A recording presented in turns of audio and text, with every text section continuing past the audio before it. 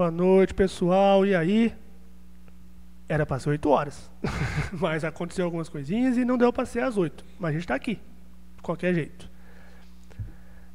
Boa noite para quem está à noite aí. Bom dia para quem vai assistir de dia. Como é que vocês estão? Tudo bem? Sem mais delongas, a gente vai apresentar agora o nosso convidado. É o repeteco dele, que ele já veio em outra configuração, vamos dizer assim. É o João da ICPI. O João, ele tá fazendo teologia. Ele também gosta dessa junção do cristianismo com a cultura pop, assim, como a gente aqui também. Então a gente trouxe ele para falar bastante disso, entre outras coisas também. E aí, João, como é que está? Tô bem, graças a Deus. Bom dia aí, boa tarde, boa noite, né? Como você falou. Sinto muito honrado, cara, de poder estar aqui, poder compartilhar um pouquinho aí do que Deus tem me ensinado aí e trabalhado na minha vida e usado minha vida para trabalhar os outros irmãos também. Glória a Deus, a honra é nossa. Só nossa. Não adianta você pegar, não é nossa. Cara, assim, a gente conversou, na vez que você veio aqui na OZ aqui, a gente conversou um pouquinho nos bastidores, assim, sobre essa junção do cristianismo e a cultura pop, e eu fiquei muito interessado nisso. Como é que você vê isso hoje? Por quê? Eu pergunto. Porque na época ali de Jesus, um pouquinho para frente, Paulo ali, a cultura pop daquela época era filosofia. Exato. Né? Sim. E também não pode se tirar a religião também. As religiões, eu falo mais das politeístas porque tinha esse lado pop, né, do negócio, né, das religiões politeístas, a Grécia, a bombando a Grécia e tal, também a filosofia, como eu já falei. Como é que você vê essa junção hoje em dia da cultura pop, o cristianismo? Rola? Rola, cara. Então, pegando o exemplo de Paulo, por exemplo, a gente vê lá aqui em Atos, no capítulo 17, Paulo ele chega a Atenas, vamos dizer assim, que é o polo cultural mais top da época. Ele chega numa área lá que, fazendo uma analogia, seria tipo o Twitter de hoje, que é o Areópago. É o lugar que eles se encontravam ali para falar das novidades, discutir alguns assuntos. E quando ele chega lá, ele se assusta, porque dentro daquela cultura politeísta, né, vários deuses, várias imagens, várias esculturas. Mas para ele pregar o evangelho para aquele povo, o que ele faz? Ele primeiro usa uma daquelas esculturas lá, que é a imagem do Deus desconhecido. E ele fala assim, esse Deus que vocês desconhecem, esse Deus que eu quero apresentar para vocês. E não só isso, mas ele, em todo o discurso dele, muito provavelmente Lucas, né, que registra ali o livro de Atos, ele abrevia esse registro, mas Paulo ele vai citar ali Epimênides, de Creta. Então ele cita ali um poeta grego de 600 a.C. E ele vai citar Arato também, da Cilícia. Então ele, naquele diálogo ali, pregando o evangelho, antes de ele entrar com os dois pés na porta do evangelho, o que ele faz? Ele entra no imaginário cultural de um grego, né, que estava acostumado com a filosofia ali, estava acostumado ali com o estilo de adoração politeísta. Ele entra dentro daquele imaginário grego. Então aí o que acontece? A gente vê que o cristianismo, né, e eu até assisti o podcast do pastor Alex, ele fala um pouco sobre isso aí, como evangelizar um ateu. Né? Sim. Pergunta cabeluda, cara. Um pouquinho. E assim, essa construção de pontes, ela é muito importante. Então a gente pode fazer isso, deve fazer isso com a cultura pop, com futebol, com filmes, séries, jogos, né? E aí eu já vou falar mais o porquê que a gente deve fazer isso. Mas o apóstolo Paulo ele começa com isso, mas ele não para por aí. Esse é o grande ponto aí, né? Porque alguns, de um lado, vão querer inibir totalmente esse contato, né? Esse diálogo com a cultura. E outros vão se abrir demais e vão encontrar alguns paralelos entre a fé e a cultura pop, e o assunto morre por aí mesmo. Mas Paulo ele continua. Então ele vai fazendo todo o diálogo dele, vai apresentando o evangelho, e ele convida eles aqui ao arrependimento. Então esse diálogo com a cultura ele é muito saudável, cara, porque toda a criação é a criação de Deus. Às vezes a gente acha que a gente aqui somos pessoas de Deus. Você sai na rua, não, eles são do mundo, né? E a própria Bíblia faz essa distinção do mundo, do reino de Deus. Mas a gente tem que entender, cara, que as pessoas, a criatividade dessas pessoas, nos filmes, nos personagens, nos jogos, elas todas são guiadas por um princípio criativo, cara. Elas foram criadas à imagem e semelhança de Deus. Então, quer sejam ateus, quer sejam de outra religião, eles vão refletir alguma característica de Deus ali, sabe? Porque eles foram criados à imagem e semelhança de Deus. É como você pegar um quadro da Mona Lisa, por exemplo. Você vai lá, pega o quadro da Mona Lisa. Tem todos os traços do Leonardo da Vinci ali. Aí chega um camarada lá, vai lá, desenha um bigode na Mona Lisa, certo? E aquele quadro, ele vai estar deturpado, certo? Vai ter sido rasurado ali. Alguém pode desenhar um boné em cima, pode desenhar um óculos escuro na Mona Lisa. Mas se a gente olhar para além dessas rasuras, dessas distorções, a gente ainda assim vai conseguir encontrar os traços da pintura do Leonardo da Vinci. É a mesma coisa que acontece com a criação. O ser humano, por conta do pecado, as coisas criadas, séries, filmes, tem muita coisa ali que são princípios que não batem, cara. Mas outras coisas, outros princípios, eles estão, de certa forma, alinhados ali com princípios bíblicos, princípios da palavra de Deus, e dá pra gente construir essas pontes, cara. Então eu tenho procurado seguir essa linha aí, respaldado aí pela palavra de Deus também. Show de bola. Eu acho isso aí muito legal. Eu acompanho um cara no YouTube, eu não vou recordar o nome dele agora. E sempre que ele assiste algum filme, qualquer tipo de filme, ele grava um vídeo, né, falando a respeito. Olha, o que eu vi no filme. E ele linka com a palavra. Não é Rodrigo Bibo, ele não, né? Oi? Não é Rodrigo O Bibo. Bibo também já fez isso, Eu já mas vi tem um ele cara fazendo que ele só faz isso. Ah, O Bibo, tem o Iago Martins. Ele Iago faz isso Martins, também. é Ele faz, ele? tem um canal, né? Mundo Cópia. Eu não sei se ele. Ele- Agora ele ele- tá postando no Ele canal usa o mundo dele. cópia pra falar de Isso, cultura pop, essas isso. coisas. É. E, cara, como que isso é importante, cara? Porque, por exemplo, faz um ano que eu tô torcendo pra um time de futebol. Então faz um ano que eu sou palmeirense, certo? Nossa, Até que pena. Fazer, né? Até então, Fazer o quê, né? até então eu não tava torcendo pra time nenhum, não tinha muita utilidade, vamos dizer assim, mas eu sempre gostei de futebol. Mas cara. você vai descobrir que eles não têm mundial. Então, Mais pra frente você vai descobrir isso aí. aguarde o próximo podcast só sobre o Mundial do Palmeiras. E aí, cara, faz um ano que eu tô torcendo, mas por que eu tô torcendo? O meu avô, ele não é crente, certo? E eu gosto de futebol, sempre gostei de futebol. Há muitos anos atrás eu era São Paulino, né? Nossa, Mas aí que eu... extremo. Fez uma troca bem brusca, né? E assim, cara, quando eu não era crente, depois que eu comecei a escutar metal, até comentei, né? Comecei a escutar Sim. metal, Não, assim, fala que você e também. eu fiquei meio revoltado, cara. Falei assim, o sistema é uma porcaria e o futebol tava no meio disso aí, né? Na minha cabeça. É aquela coisa da adolescência também. Aquela fase rebelde. Aí eu parei de assistir, acompanhar futebol, tudo. Então meu avô descrente e eu com saudade de jogar futebol, saudade de assistir futebol, eu falei assim, quer saber de uma coisa, cara? Eu vou virar palmeirense. Vou ter assunto para conversar com meu avô, vou poder pregar o evangelho com meu avô, por quê? Para quem acompanha, né, o futebol, o Abel, o técnico do Palmeiras, ele, vamos dizer assim, eu acredito que ele não seja evangélico no termo, mas ouvi dizer que ele, quando ele veio se adaptar aqui no Brasil, ele lia os salmos com a família dele. Né? Ele é português, né? Isso, Ele tem alguns princípios ali que eu já usei para falar de Jesus da Bíblia pro meu avô. Fora que o futebol, quando a gente para pensar assim, é um jogo de regras, certo? Se você não obedece essas regras, você é punido, cartão amarelo, cartão vermelho, tem um impedimento. Tem um princípio também do esforço, o princípio da organização, do espírito de corpo, da equipe, várias coisas, cara. Se a gente parar para pensar, quem criou o futebol, né, um ser humano ou pessoas ali criadas à imagem e semelhança de Deus, estão refletindo a justiça de Deus ali, estão refletindo princípios do caráter de Deus, sem muitas vezes perceber, cara. E a gente pode usar um futebol, por exemplo, um jogo de futebol para estar conversando com a pessoa a respeito de princípio de justiça e tudo mais, né, cara? Então, eu também tenho usado o futebol aí como meio evangelístico também, cara. Paulo fazia muito isso, ele usava corrida, né? Ele falava... Sim, ele usava exemplo da armadura romana lá em Efésios 6, né? O imaginário de Paulo é a armadura romana. Sim. Ele vai usar o imaginário do atleta olímpico, né? Dos Jogos Olímpicos ali, cara.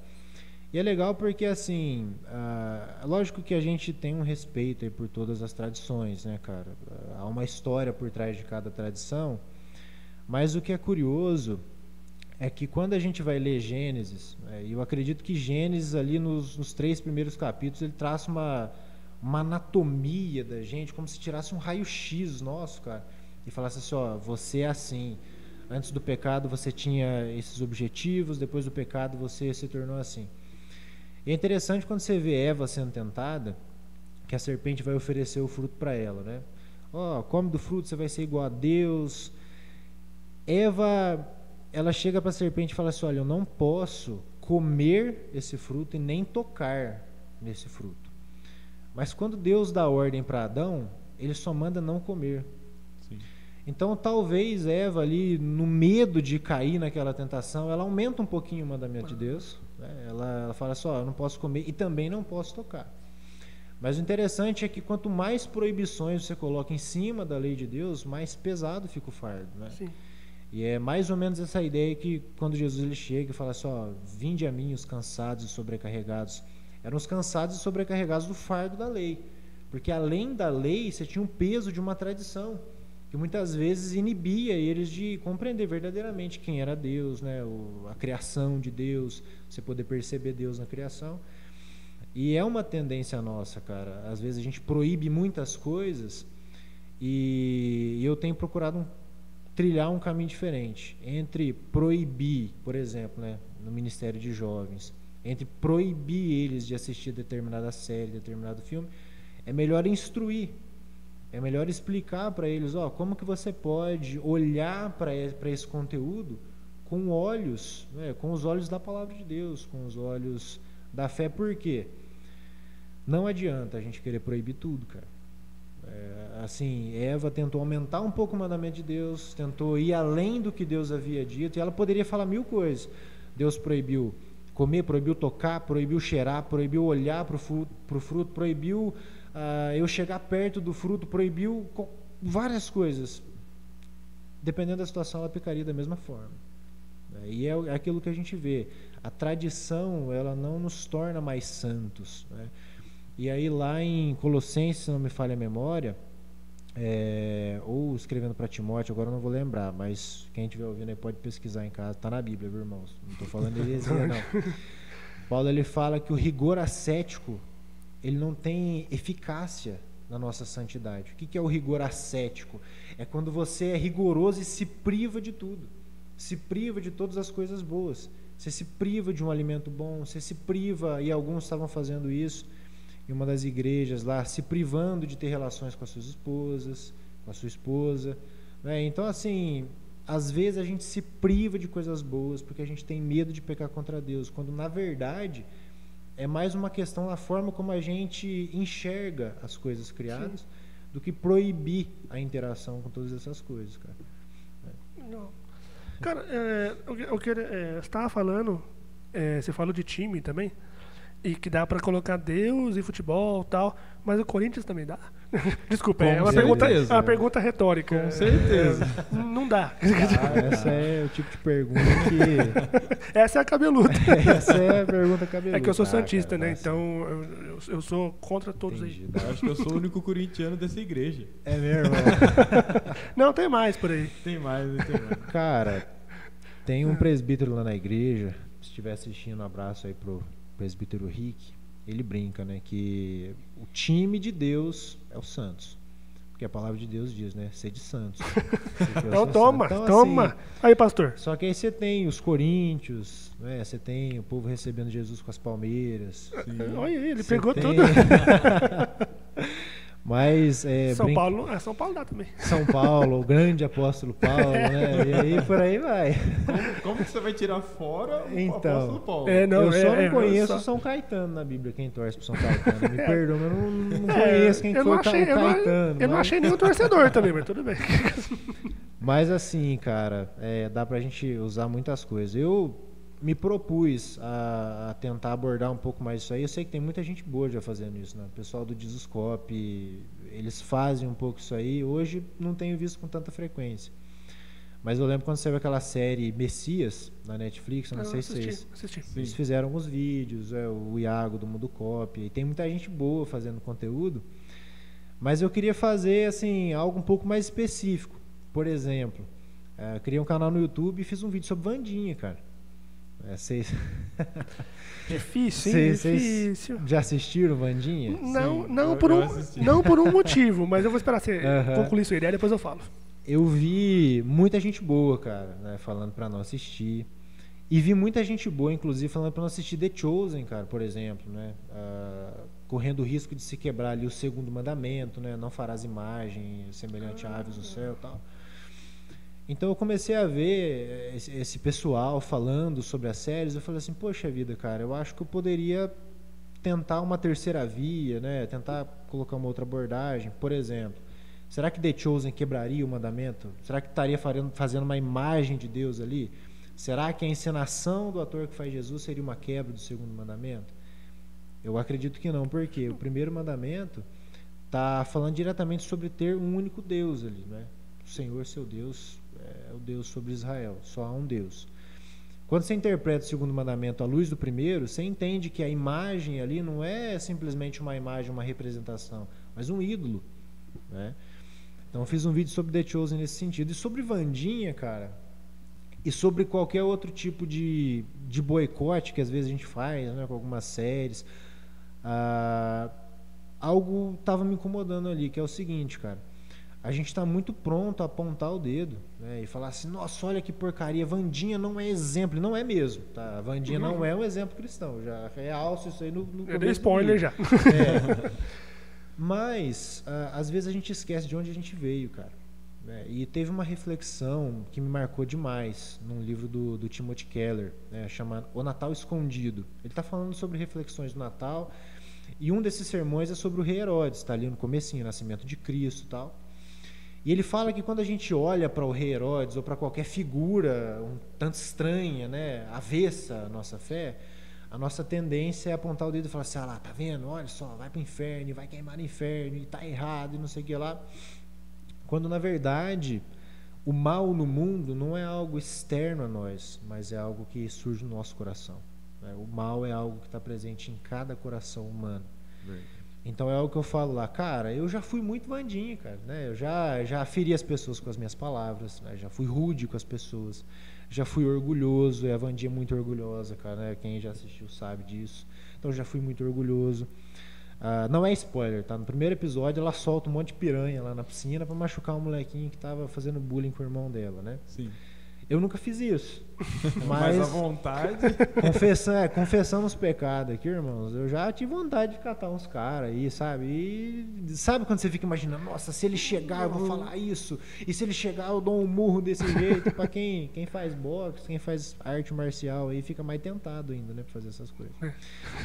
Mas quando a gente olha para Wandinha, além da gente ver essa anatomia do pecado, sabe, da gente poder se perceber ali sem Cristo, como miseráveis, como pecadores perdidos, né, sem Cristo, tem uma coisa que eu achei interessante na Wandinha, cara, e que eu acredito que seja a metanarrativa, que é assim, o quadro geral da série, um tema em que a série gira em torno, que é relacionamento.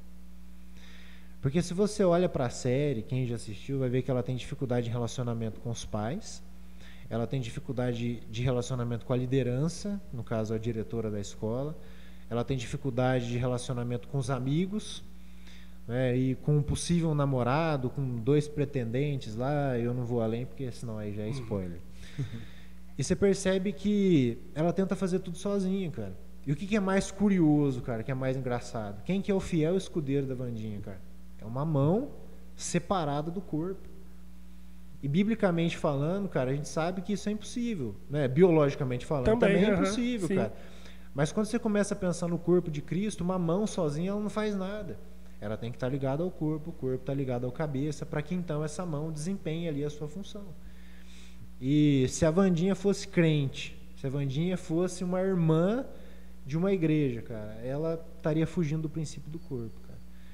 E aí, você assistindo Wandinha com uma ótica um pouco mais bíblica, você pode tirar a lição de que sozinho a gente não faz nada, cara. E é exatamente o que Paulo vai falar lá em 1 Coríntios, capítulo 12, depois capítulo 13 ele faz todo um poema sobre o amor, e no capítulo 14 ele conclui. Ele está falando sobre dons, está falando sobre habilidades, está falando sobre o corpo de Cristo na sua diversidade, e ninguém faz nada sozinho. E olha só que legal, cara, a gente pode assistir Wandinha, né? E imagina só, a molecada da igreja, cara, eu sei que vários iam assistir Wandinha, cara. Vários. Se eu proibisse, ou se o pastor proibisse, ou se os outros líderes proibissem, eles iam assistir às escondidas. Então, ao invés de proibir, eu me propus assistir junto com a minha esposa, né? Para ver se não tinha nenhuma cena de nudez também, porque daí a nudez já fere um outro princípio, cara, né? Aí já é uma questão assim. Todo o Antigo Testamento tem todo um cuidado com a nudez, aí já é complicado, né? E mesmo que a narrativa, a história seja muito boa, eu já evito, né? Porque aí eu já acho que já fere princípios bíblicos, já entra na questão do pecado. Mas eu posso instruir eles, cara, a assistir Wandinha com essa ótica, sabe? Com a ótica deles perceberem que eles não conseguem fazer nada sozinhos, que o nosso orgulho muitas vezes cega a gente, cara, e deixa a gente pensar que a gente é bom em tudo. E que, no caso da Wandinha, queria resolver os mistérios que estavam acontecendo lá sozinha. E tudo sozinha, e ela é boa em tudo, e ela quer, né, se destacar em tudo. E tem aquele senso de competitividade com os outros. E isso afasta pessoas que estavam querendo se relacionar com ela. Cara, como que a gente consegue aprender sobre comunhão assistindo Wandinha? Aprender assim, não fazer o que ela faz. Sim. Aprender o que não deve ser feito. Né? E princípios sobre comunhão, cara. Então, eu gosto muito, cara, quando Jesus ele fala assim: se os seus olhos forem bons, haverá luz em todo o teu corpo. Às vezes não se trata daquilo que a gente vê, mas de como a gente vê, né? E é um exemplo. O prisma que você exatamente, cara. O prisma, os óculos que a gente está usando, né? Um exemplo disso, a questão da mulher, cara. Hoje, né, dia 8 aí foi dia da mulher, e várias declarações, eu achei muito interessante. Um cara chama Pedro Pamplona, é amigo do Iago também, do Iago Martins. Acho que eu conheço ele. E ele postou alguma coisa sobre a mulher, sobre os dias de hoje enxergar a mulher como um objeto e tudo mais. E, cara, o grande problema da sociedade não é a mulher, nunca foi. A mulher é criada à imagem e semelhança de Deus. Mas como os homens enxergam a mulher? Muitas vezes o pessoal hoje em dia está mergulhado, né, eu não sei se eu posso falar isso, mas mergulhado em pornografia, cara, mergulhado nesse tipo de conteúdo. Por quê? Pela forma como eles enxergam, cara. Uma forma deturpada. De novo, lá em Gênesis, o texto diz que o homem e a mulher já estavam nus, mas quando eles pecaram, eles começaram a olhar para a nudez de uma forma deturpada, distorcida.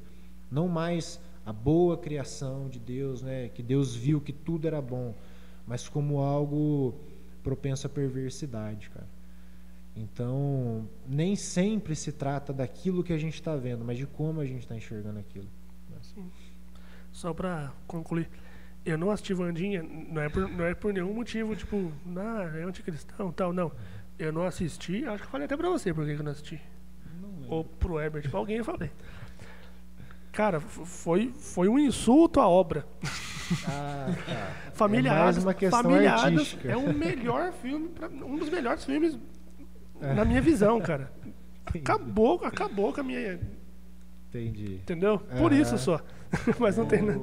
Você tava falando a respeito da Wandinha, né? Tem toda essa reclusão dela, né? Mas aquela carga que a mãe dela põe sobre ela, né? Sim. Que eu acho que não sei se é a primeira temporada, que é o primeiro episódio, eu não lembro. Que é Wandinha só desgosto, né? Que ela tem isso pra ela, né? Ela catou, ela absorveu isso, né? De tanto, eu acho que a mãe dela ficar impondo isso sobre ela, né? Sim, e ela cria até um senso de competitividade com a própria mãe. Sim. O que a mãe foi na escola, ela quer superar a mãe, né? Como se... E ela sente isso, né? Acho que em um determinado momento da série ela fala isso. E, cara, isso aí entra até um pouco na psicologia, cara. Você vai estudar psicologia, a maneira como os pais tratam os filhos, isso pode... prejudicar a visão deles que eles têm a respeito de autoridade, né, e tudo mais. Também dá para ir por esse caminho, né, cara? Recentemente eu tentei me aventurar um pouquinho na psicologia, né, porque na faculdade a gente tem introdução à psicologia, né? E como hoje a maior parte das dificuldades que a gente tem são psicossomáticas, né, da área da psicologia, eu comecei a me aventurar por aí. E, cara, falar pra vocês gostam de Jota Quest, por exemplo? Ele pode falar. Olha, até quase caiu o microfone aqui. Eu não vou responder isso, não. Então, eu não sou fã de Jota Quest. Dois. Né? Mas, assim, esses dias, trabalhando lá na oficina, né? Meu primo às vezes chega lá, coloca a rádio, as rádios que ele quer escutar. E tava tocando Jota Quest, cara. E tem uma música que fala sobre superar. Acho que deve ser esse o nome da música. Superar. Não sei. Não conheço. Não sei. Mas tem algumas partes da música lá que ele fala sobre ressignificar, fala sobre a fé que move montanhas, sabe? Então ele vai usando alguns elementos bíblicos e alguns elementos da psicologia. Porque a psicologia fala que você não precisa... Não é um remédio que vai fazer você resolver traumas, resolver problemas, mas é você passar por aquela situação dando um novo significado a essa situação. Então você vai ressignificar o seu trauma, vai olhar para aquilo que aconteceu e dar um novo significado, dar uma nova ótica, entrando nessa questão de como você vê. E entrando também na questão da cultura pop, né? O Jota Quest aí. Vou fazer um vídeo sobre fé, depressão, ansiedade e Jota Quest. Vai ser esse o título. E, cara, em Cristo é que a gente pode, de fato, ressignificar o nosso passado, que é basicamente o que José ele faz lá no Egito, né? Ele vê todo o mal que foi intentado contra ele pelos irmãos e tudo mais. Ele fala assim, olha, Deus tornou o mal em bem. E você poder, cara, pegar esses pontos da psicologia, poder pegar esses cantores, essas canções que eles fazem, poder pegar essa ideia de ressignificar, de superar traumas e poder também entrar na questão de Cristo, da fé, né, cara, é algo que eu tenho tentado fazer também. Hoje eu sei que é uma resistência muito grande, por exemplo, também, né, usando a psicologia como elemento da cultura, vamos dizer assim, né? Há uma resistência muito grande, porque nas ciências, de forma geral, você vê que tem uma certa resistência à fé, vamos dizer assim. Com né? certeza. Quando eu me converti na escola, eu me converti no 2º ano do colegial. E, cara, professor ateu era o que não faltava. É verdade. Sabe? Era o que não faltava, cara. E sempre... Química Falando- e biologia, principalmente. Exatamente, cara. Não, é exatamente. sério? É verdade. Exatamente. E é uma área também, a área científica, a área psicológica, é uma área que a gente também precisa estabelecer um diálogo, cara. Porque quando a gente fala sobre a cultura pop, especificamente, a gente fala sobre música, a gente fala sobre cinema, não é?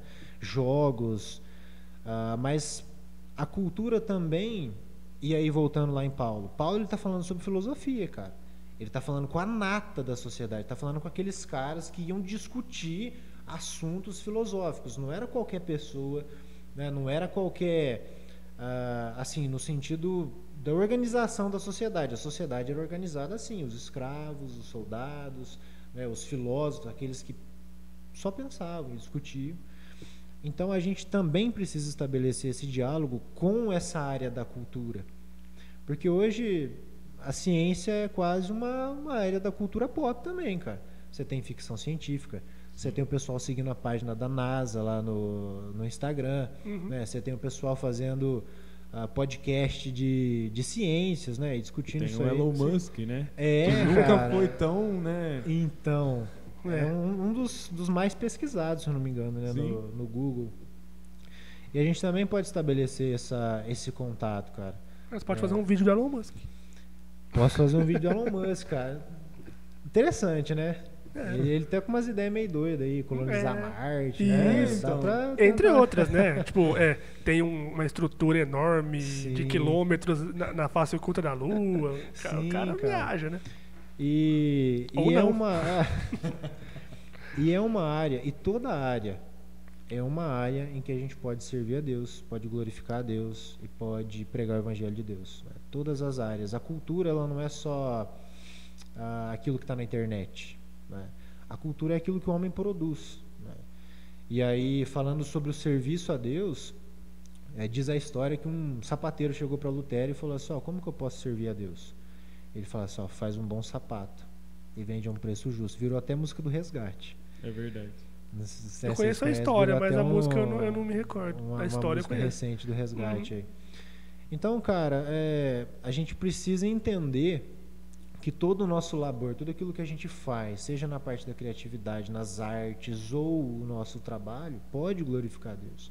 Pode testificar de um Deus justo, de um Deus santo, de um Deus amoroso. Né? Porque quando você faz um bom sapato e vende a um preço justo, cara, você está deixando de roubar de alguém, você está servindo alguém. A pessoa, pô, naquela época, poder andar com um sapato confortável, cara, um privilégio tanto, né? Com certeza. Então são coisas que a gente precisa pensar. A fé dialogando com a cultura, dialogando com todas as áreas, com as ciências, com a psicologia, né? E até com a ficção científica também, cara. O C.S. Lewis, ele escreve um dos capítulos de um livro dele, né, A Última Noite do Mundo. Ele escreve sobre como seria se a gente achasse vida fora da Terra. E ele faz meio que uma teologia em cima disso. Se a gente achasse vida e um ET lá, e aí, como que a gente agiria? Eles já teriam sido manchados pelo pecado ou não? Será que a gente estragaria eles? Ou será que a gente seria estragado por eles? Ou eles foram, ou eles seriam o Adão que deu certo? Sabe? E ele viaja nessa pegada, porque, tipo assim, cara, imagina quantas pessoas que você pode abordar aparentemente uma conversa meio louca dessa, você pode abordar falando sobre ciência, falando sobre o Big Bang, sobre leis da física, né? E, cara, você começa uma conversa ali, de repente você já entra na parte científica que mostra que o universo foi criado pronto, que mostra, por exemplo, princípios e leis que encontraram na física, não teorias. Mas aí você começa a falar para essa pessoa, cara, segundo a lei da termodinâmica, que fala que todo sistema fechado, ele parte do mais organizado para o menos organizado. Então, um universo que começou desorganizado e foi se organizando é algo que é contrário, ao princípio da física. Olha que interessante, cara. E aí você vai abordando esses temas e vai falando assim, cara, tudo, a cultura, a ciência, a psicologia, a filosofia, tudo isso aponta para um Deus criador, aponta para um Deus moral. E aí a boa teologia vai nos ensinar quem esse Deus é. Mas todos esses aspectos, cara, da criação, eles vão mostrando, né, que há um Deus todo-poderoso, que há um Deus eterno, que há um Deus além da matéria, e que esse Deus criou todas as coisas. E a gente pode abordar as pessoas começando por isso aí. A cultura em todas as áreas, cara. Eu acho muito legal isso daí, que esses dias atrás eu estava lendo uma reportagem no Google lá, e eles estavam falando a respeito de que acharam uma nova galáxia, né? Aí comprovaram que ela é uma galáxia muito antiga, por conta da sua formação. E isso descarta a teoria do Big Bang. Quanto mais eles estudam, mais eles comprometem as próprias teorias, né? Sim, de tentar provar sim, que não existe um Deus. Sim, exatamente. É muito interessante, né, cara? A teoria, o que é a teoria, né? É algo que você vai lá, você propõe essa teoria. Então, não é como uma lei, como um princípio que você encontrou na natureza. Você também tem lá o princípio de Lavoisier. Tá ficando muito, muito científico. Fica à vontade. Mas você tem lá, da natureza, nada se perde, nada se cria, tudo se transforma. Ou seja, como que você poderia defender cientificamente que tudo surgiu do nada? E se surgiu a partir de algo, a partir de um outro universo que teria morrido, ou qualquer outro tipo de teoria, de onde que viria esse outro universo? E aí você cai numa bola de neve, você, tipo assim, né, que vai sempre aumentando e que não chega a lugar nenhum, cara. É uma rodinha de hamster, né? Cara, você vai rodando, vai rodando. E assim, hoje você tem nomes aí, por exemplo, Marcos Eberlin, ele tem um pós-doutorado em estequiometria de massa, se eu não me engano. Ele dá aula na Unicamp, é um cara top, fera, e que vai lá, pega a boa ciência e fala assim, olha, o universo foi criado, pronto. Tem o Adalto Lourenço também, ele tem alguns livros publicados, tem um canal no YouTube também, a mesma coisa, cara. Porque, entrando nessa questão da gente estar na nossa bolha, por muito tempo, alguns cristãos eram incentivados a não estudar. Olha, não faça faculdade. Não faça faculdade, não faça biologia, não faça física, cara. Porque você vai entrar lá, você vai se desviar, vamos dizer assim. Não quero interromper você. Por uma coisa mais simples, não pode ter televisão. Não pode ter televisão, né? E aí acaba entrando, a gente deixa de estudar, né, por medo, às vezes até dentro de uma raiz de incredulidade, como aconteceu com Eva, né? E a gente começa a privar as pessoas, porque no fundo a gente tem medo, vai que a minha fé é refutada. Poxa, vai que eu estou errado. Entendeu? E aí a nossa fé acaba sendo uma fé bem fraquinha, né, cara? Sim, é isso que eu ia falar. Acaba entregando que a tua fé tá rasa. Exatamente, cara. Você E aí, acaba entregando. cessando o diálogo, também cessa parte do evangelismo, cara. Né? Parte da nossa responsabilidade de pregar o evangelho para os simples, para as mentes mais brilhantes, para as mentes intelectuais, para toda a criatura. Não há uma divisão. Às vezes a gente acha que quem precisa do evangelho é só aquele pessoal que hoje passa fome, tem necessidade disso. Mas se você for ver, cara, vários países desenvolvidos, olha o índice de suicídio que você tem, cara, nos países desenvolvidos, Japão, Suíça, né? E são lugares, cara, que o nível intelectual é muito alto. Sim, Como que você prega para esse pessoal? Você prega, primeiro, crendo que a palavra de Deus é verdadeira, que tudo aquilo que está escrito, está descrito em Gênesis, toda a narrativa da criação é verdadeira, e tudo aquilo que a palavra de Deus diz é real. Então, sabendo disso, eu posso ir para uma boa ciência e posso encontrar evidências de que o universo foi criado pronto. Eles falam que, assim, não tem como você falar que a ciência prova Deus ou não prova Deus, mas ela vai apontando para coisas que a Bíblia já dizia há muito tempo atrás, cara. Sim. Então, esse diálogo também na parte acadêmica, né, da faculdade, é muito importante, desde que a gente também esteja preparado, né? Com a fé bem solidificada, com princípios bíblicos bem solidificados, para que não haja um acidente no trabalho. Muita fé e pouco conhecimento também, né? Tem que estar equilibrado. Exato, cara. Tem um teólogo, é filósofo também, chama Jonas Madureira. Conheço. E tem cara, benção demais. E tem um livro dele que chama Inteligência Humilhada. E ele faz uma analogia interessante, cara. Ele fala sobre o fideísmo, né? Que é aquela pessoa muito supersticiosa, mística, né? Que sempre vai olhar para tudo de forma sobrenatural. Se não for sobrenatural, não funciona, não é? O fideísmo, ele caminha para isso.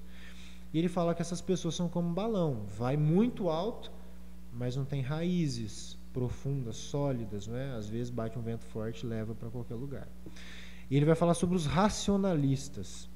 Ele vai comparar eles como topeiras, cara. Vão cavando fundo, mas cada vez mais para debaixo da terra, sem ter muito daquilo que a Bíblia apresenta como algo espiritual, né? Coisas nesse sentido. E ele fala que a gente deve ser como uma árvore, cara, que tem sim as suas raízes bem profundas, né? Numa razão, uma boa razão, porque a fé não é irracional. A fé tem os seus princípios, tem os seus motivos. Eu creio por quê? Por causa disso, disso, disso. A Bíblia me dá motivos para crer. A Bíblia me dá um corpo de doutrina para eu crer. Mas essa árvore também, ela atinge o mais alto céu, cara. Porque também há espaço para fé, para coisas que a gente não compreende, cara. Por exemplo, como você vai explicar a Trindade? Como você vai explicar a soberania de Deus, que Deus tem o controle de toda a história, mas que cada ser humano é responsável pelas suas atitudes, pelos seus atos, pelas suas escolhas. Tem coisa que está além da nossa capacidade de compreensão. Sim. E é aí que o racionalismo não consegue caminhar, cara. Sim. Porque essas coisas para um racionalista, não, isso aí é impossível. Eu não posso explicar, então é impossível. Sabe, cara? E não. Tem coisas na ciência que a gente não consegue explicar. A luz, por exemplo. A luz é tanto uma partícula como uma onda. Como que isso é possível? Como que a luz pode ter esses dois comportamentos, esses dois aspectos? Ninguém sabe, cara. Mas nem por isso ela deixa de ser real. E nem por isso ela deixa de ser partícula e onda. Então, eu não sei explicar. Então, isso não existe. Claro que não, cara. Então, a gente tem que ser como essa árvore. Firmado na razão, sim. Bases sólidas de razão. Mas também sabendo que tem coisas que a gente não compreende e a gente deve crer. Tem coisas que não foram reservadas para a gente saber, né? Mas crer. Sim. Cara, eu tô com isso na minha mente faz anos. Como falar de cultura pop, o Superman. Você já vai saber onde eu quero chegar. Você já sabe, eu acho. O criador já falou que o Superman é totalmente inspirado em Jesus. Totalmente. Você já ouviu falar disso também. Como é que você acha que o cara chegou ele conseguiu fazer o que a gente está querendo conversando aqui. Juntou a religião, o cristianismo, vamos dizer um pouco mais à sombra, assim, e a cultura pop, né? O Superman é um personagem de 1932, se eu não me engano, se não me falha a memória. Tipo, e naquele tempo o cara conseguiu, mesmo que com o cristianismo um pouquinho ali à sombra. Sim. O que você acha, assim? Cara, legal. É uma forma de novo, né? Passar princípios bíblicos, passar aquela ideia de que todo ser humano espera por um salvador. O Superman é isso, cara. Alguém que traz aquela paz pra cidade, né? Como é que é a cidade dele, Metrópolis. Né? Metrópolis, isso. É aquele cara que passa segurança. Eu ia falar isso, que é o... Ai. Smallville é tipo... As aventuras do Superboy. É tipo um distrito. Nossa. Mas, assim, cara, casa, né? O anseio humano por um salvador, por um protetor, por alguém que traz paz, que traz conforto, né? Que traz uma liberdade, de certa forma, porque eles sabem que eles não vão ser subjugados por um criminoso, por um império do crime, ou qualquer coisa desse tipo. E é tudo aquilo que Jesus faz de forma plena e real na nossa vida, cara. Né? E ele fez isso de forma consciente, né? Como você falou, ele já declarou, foi inspirado conscientemente em Jesus Cristo. E tem alguns outros personagens que não são, cara, inspirados conscientemente, mas que refletem isso também. Sim, tem vários, né? E você vai ver, cara, toda a história de herói, cara, o cara que se sacrifica, de onde vem essa ideia de um sacrifício que salva, cara? Você vai ver o filme do Harry Potter, cara. O Harry Potter, no filme número 1, eu não li os livros, eu gosto de ler, mas eu vou confessar esse pecado, eu não li o livro. Eu sei que tem muita gente. Eu não assisti nenhum filme, velho, então fica tranquilo. Tem muita gente que não gosta li da adaptação, né? Não sei o que você achou da adaptação. Assim, eu gostei dos dois, gostei. E aí no primeiro filme, cara, o espírito, não sei se é o espírito do Voldemort, que é aquilo lá, mas ele não consegue tocar no Harry Potter, porque havia um poder de um amor sacrificial, que é o amor sacrificial da mãe dele, né? E é um poder sacrificial que vence a morte, que vence o mal. E aí no último filme, é lógico que ele tem ali uma relíquia da morte que dá a vida, né? E tem toda aquela questão do folclore da J.K. Rowling lá, né? Mas ele se sacrifica pelos amigos, cara. E ele volta à vida. Então, tipo assim, eu não sei se ela fez isso de forma consciente, mas da onde que a gente sabe que existe um amor sacrificial que vence o mal, que vence a morte, cara? É o amor de Cristo. Então você vê que por mais que o ser humano queira fugir de Deus, ele como criatura de Deus, ele vez ou outra vai manifestar esse anseio por um salvador, vai manifestar esse anseio por um herói que, se preciso for, vai dar a vida por mim para me salvar, né, cara? Então isso é muito legal, cara, muito legal. O ser humano é cheio de refletir isso. Sim, consciente ou inconsciente. Eu acho legal por ser tipo muito antigo, né? E o cara já estava tentando fazer essa conexão. Isso, né, cara? Nárnia, o C.S. Lewis, ele faz com toda... Tem muita gente que não gosta muito da teologia do C.S. Lewis em Nárnia, mas é um livro para criança, cara, né? Ele tem ali a sua liberdade poética e tudo mais. Senhor dos Anéis também, cara, né? Não tem como você... Até tem, mas eu não consigo, cara, assistir o filme lá e ver o Gandalf morrendo por todo mundo e vencendo o mal e morrendo e depois ressurgindo como Mago Branco e eu não lembrar de Cristo, cara. É verdade. Sabe? Tipo assim, é um cara que tava lá, todo lascado, né, com uma certa limitação, porque ele era um mago cinzento, ele não era um mago branco da classe mais alta. Mas ele vai, se sacrifica pelos seus amigos, ele vence o demônio lá, o Balrog, e depois ele volta como um mago branco, com poderes assim, né, incomparáveis ao que ele tinha, de uma forma, com esplendor muito maior, e Cristo ressurge assim, né? Então, cara, você tem pessoas, né, no caso o Tolkien, ele era católico, né, mas ainda assim ele consegue refletir isso. Sim. E tem um cara, ele chama Leandro Lima, ele é da igreja presbiteriana, e assim, com todo respeito aos nossos irmãos aí das outras denominações, a igreja presbiteriana é conhecida por ser uma igreja um pouco mais tradicional, né, na questão da liturgia do culto. A gente trouxe um pastor da presbiteriana aqui. Mas não era muito tradicional, não. Um pouquinho mais fora da caixa. Legal, legal. E assim, no geral, é conhecido como uma denominação um pouco mais tradicional, né? Sem problema nenhum. E esse pastor, Leandro Lima, ele é um cara, tipo assim, um teólogo, né? Ele tem uma teologia sistemática escrita, ele compila os temas da Bíblia e escreve sobre isso. É um cara, assim, extremamente inteligente, se eu não me engano, um mestrado ou doutorado dele na parte de escatologia, de Apocalipse ali, ou Novo Testamento, alguma coisa assim. Ele fala muito sobre isso e ele escreveu, cara, uma ficção, né? Uma fantasia com base na palavra de Deus, cara. As Crônicas de Olam, chama. Olam, acho que eu já ouvi falar. Olam é eternidade, né? Já ouvi falar dessa E ele escreve um livro de fantasia, cara. Dá pra você ler, dá pra você viajar e dá pra você glorificar a Deus lendo uma obra de fantasia, cara. Seguindo ali o princípio que Paulo fala lá em Filipenses, né? Tudo aquilo que é bom, digno de louvor, nisso vocês pensem. Então não é algo pra gente rejeitar a cultura, é algo pra gente olhar, saber reter aquilo que é bom e também produzir conteúdo, cara, que reflita a nossa fé. Tem muita gente fazendo isso. Se eu não me engano, o Divertidamente, que é aquele filme da Disney lá, os sentimentos, tal, que é a personificação dos sentimentos. Se eu não me engano, o diretor do filme era cristão, cara.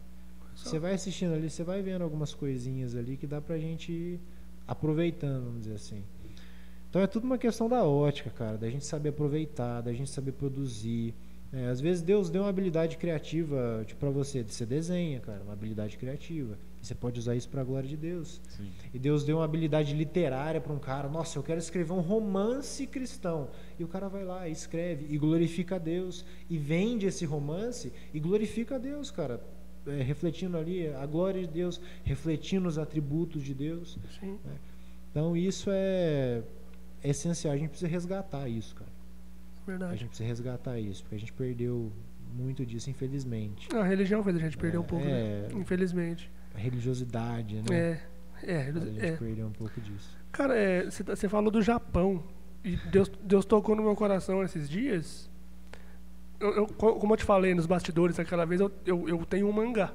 Eu tenho um mangá pronto na minha mente, mas eu tenho ele pronto. Não, eu tenho o enredo todo. Eu contei pra ele inteiro, meu mangá. E da taxa de suicídio no Japão. Tipo, e o meu mangá, ele é uma ficção, claro, mas ele te leva a Cristo. De um jeito ou de outro, ele te leva a Cristo. Então eu me vi, tipo, salvando vidas através dessa obra, entendeu? Sim. É muito legal, cara. E tipo, Deus tem me incomodado eu voltar a fazer isso.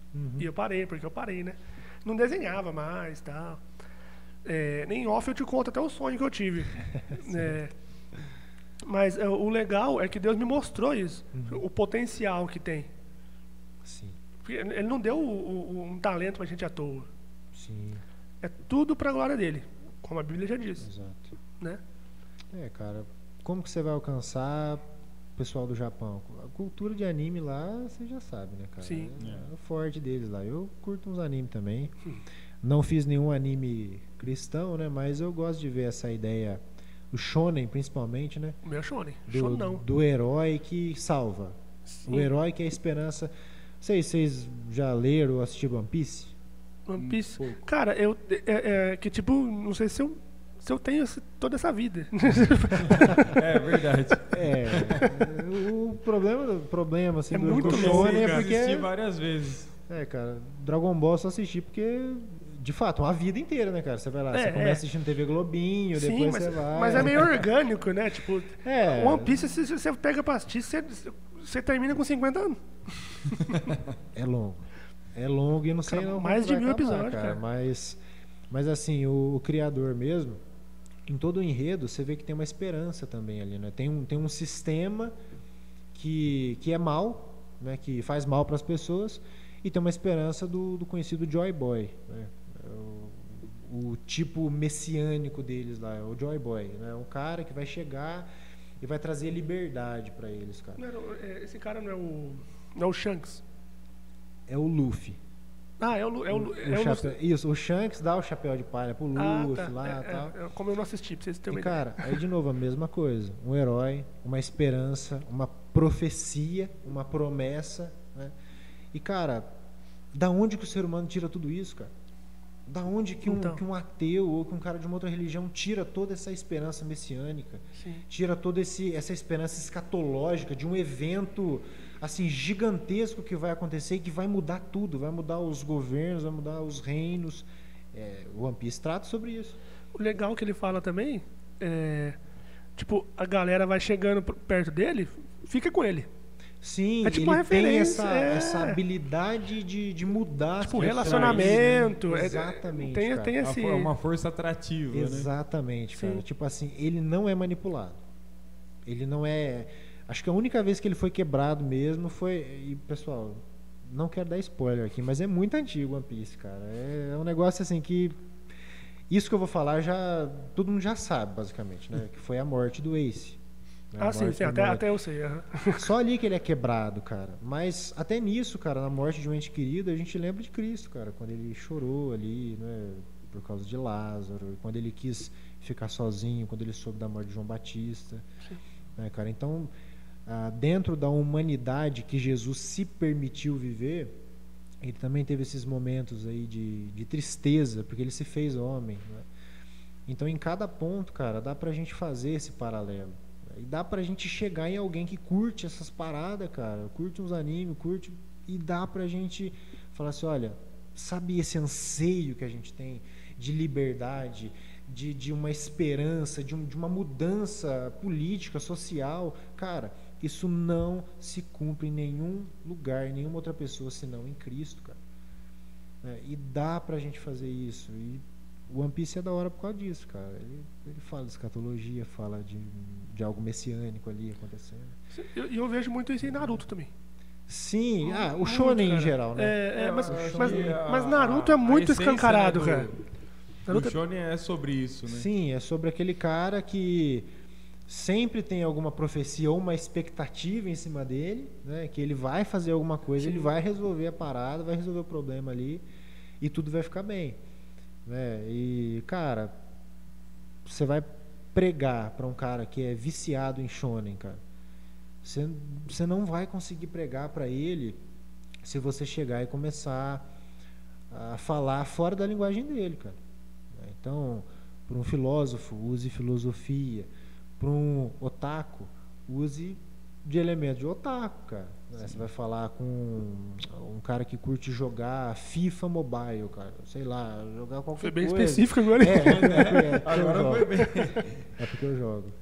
Viciado em Free Fire, né? Nossa, cara, eu tentei jogar Free Fire, mas... FPS pra mim só no computador, né, cara? Eu sou da época da Lan House, do CS na Lan House. Eu também prefiro do PC. Não consegui. Eu sou dessa época, eu não consigo jogar jogo de tiro. Eu joguei tanto o Free Fire quanto o PUBG lá e... Eu nem tentei. Eu tentei, o Free Fire eu tentei. Fala pra vocês, cara, não era ruim não.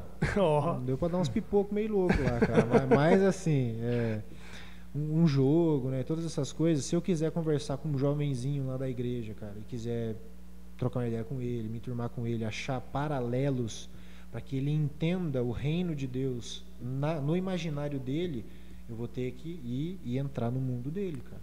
Cara, mas o legal que você falou isso, aí já entra a questão de dispor tempo para algo que vai te levar a outras pessoas. Uhum. Por exemplo, vou colocar um exemplo aqui.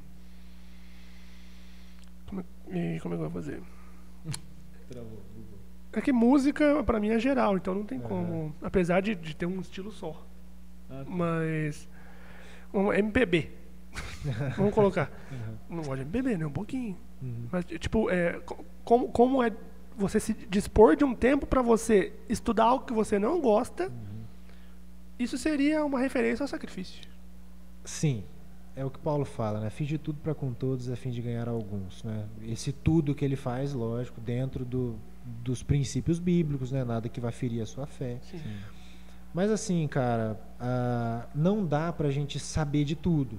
lógico, né? Então, assim, eu não vou conseguir ouvir todas as músicas, todos os estilos, eu não vou conseguir assistir todos os filmes, todas as séries.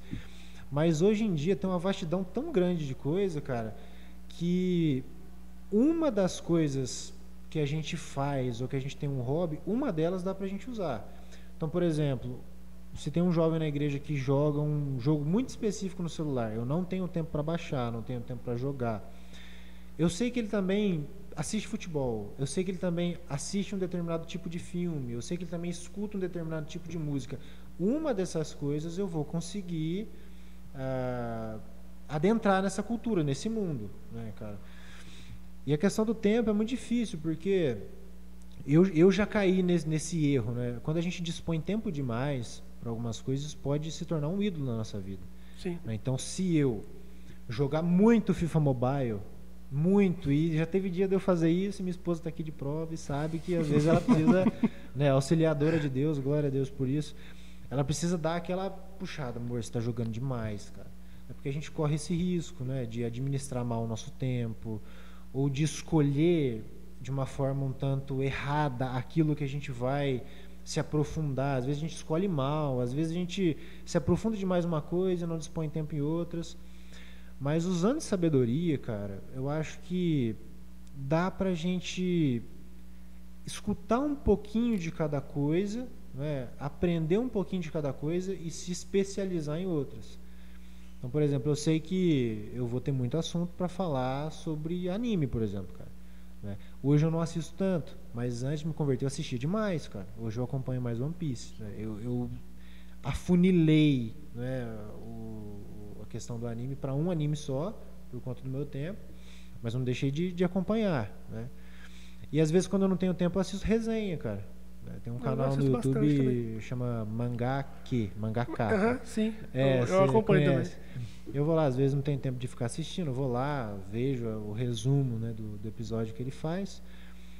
E tem uma frase, cara, que o Hernandes Dias Lopes ele falou uma vez que me chamou a atenção. Se eu não me engano, ele usou essas palavras.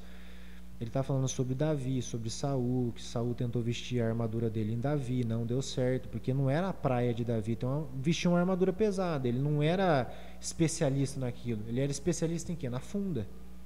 Então ele vai usar aquilo que ele sabe usar, né? Então também não adianta a gente querer ver tudo, assistir tudo, a gente vai se perder, a gente vai administrar mal o nosso tempo, a gente vai deixar responsabilidades, sejam elas devocionais, nosso tempo com Deus, no casamento. Se a gente for querer fazer tudo, a gente vai se perder. Mas uma coisinha de ponto de contato a gente consegue ter. E aí vale o sacrifício. Tipo assim, cara, eu não curto MPB. Cara. Assim, Dois. Com todo respeito quem curte, eu não curto MPB, cara. Só foi um exemplo só, mas eu não curto. Eu escuto, né, que nem eu tinha comentado no outro podcast, escuto a Aline Barros, escuto, né, os louvorzinhos mais de boa, os worship, mas na minha veia, cara, corre metal, cara. Eu gosto de um som pesado. Acho que você não tava no dia do filho, é Iron Maiden pra cima. Entendeu? O pastor da presbiteriana que veio, ele é do hip hop. É mesmo? É, ele a veia dele é pro rap, hip hop. E precisa, cara, sabe? Sim. Às vezes a nossa tendência também é criticar a pessoa que vai para um outro viés, né? Nossa, olha lá, cara, o cara tá fazendo um funk gospel, olha que porcaria. Nossa, cara, olha, gente, eu detesto funk, certo? Eu detesto funk, mas eu sei que se tiver uma letra boa para você entrar numa comunidade que os caras só escutam funk, que jeito que você vai entrar, cara? Não tem pra falar. E aí tem uma distinção que a gente nem sempre pensa, né? Que é aquilo que é congregacional para ser cantado numa igreja e aquilo que não é congregacional. Aí sim a gente pode fazer uma distinção. Sim. Né? Porque de repente se a gente chega aqui ou lá na ICPI e manda um funkão brabo lá, cara, um funkão gospel, um funkão de Jesus. Pastor Demar dá uns pontos de altura aqui, ó. Pastor Demar vai olhar meio estranho. Tem alguns irmãos lá de outra época que não vão, sabe, conseguir cultuar a Deus e vai perder todo o foco, cara. O foco é cultuar a Deus, é adorar a Deus. E a gente tem que fazer o máximo de esforço possível para que todos participem desse culto. Sim. Né? Mesmo que a gente se prive de algumas canções, que a gente se prive de alguns ritmos, E lógico que tem todo um contexto, né? No acampamento de jovens a gente pega umas músicas mais pesadas, né? Desce a lenha mesmo e tudo mais. Mas dentro de um ambiente que tem muita gente de pensamento diferente, de época diferente, cara, o máximo que a gente puder fazer para que todos adorem, esse é o nosso objetivo. Mas assim, cara, a gente tem que entender que tem gente precisando de um funk gospel que só vai ouvir o evangelho através de uma letra muito boa, pelo amor de Deus, né? De uma letra muito boa, muito bem elaborada, muito não centrada no homem, centrada no evangelho, mas no ritmo de funk. O propósito da igreja Crash Church, né? Da Crash. Eles são do metal, não sei se você conhece. Olha que legal. O Pastor vocalista, Batista. o vocalista da banda Antidemon é o Pastor Batista. Ele é o Antidemon? pastor... Antidemon. Ele é o pastor Te mandar da depois. Crash Church. E eles fazem diversos tipos de eventos.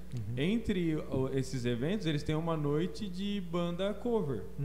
E vai Evanescence, vai Iron Maiden cover, vai todo tipo de banda cover. Aí tem um período que ele ministra uma palavra e volta de novo as bandas cover se apresentando. Sim. E às vezes é só naquele ambiente que o cara do metal vai... Cara, eu era metaleiro, cara. Eu tinha um preconceito gigantesco com crente, com evangélico, sabe, cara? Eu era assim... Eu não tava no nível ainda de adorar Satanás, né? Inconscientemente eu fazia isso porque fora de Cristo tá todo mundo cego, todo mundo levado, né, pelo inimigo e tal. Mas eu não tava nesse nível, mas eu sei que, cara, tem muita gente que vai ter esse preconceito. Cara, crente, nossa, os caras que roubam o dinheiro da gente. É a primeira coisa que... Não é?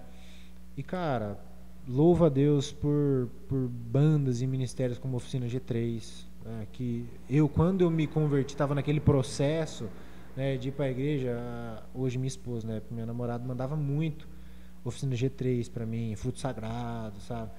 Mandava demais, assim, na expectativa de eu poder. E, cara, eu ouvi muitas verdades do evangelho através desse estilo do Oficina G3. Muitas letras, cara, que até hoje eu penso assim, falo assim, poxa, cara, isso aqui é aquele texto bíblico X, esse aqui é aquele texto bíblico Y.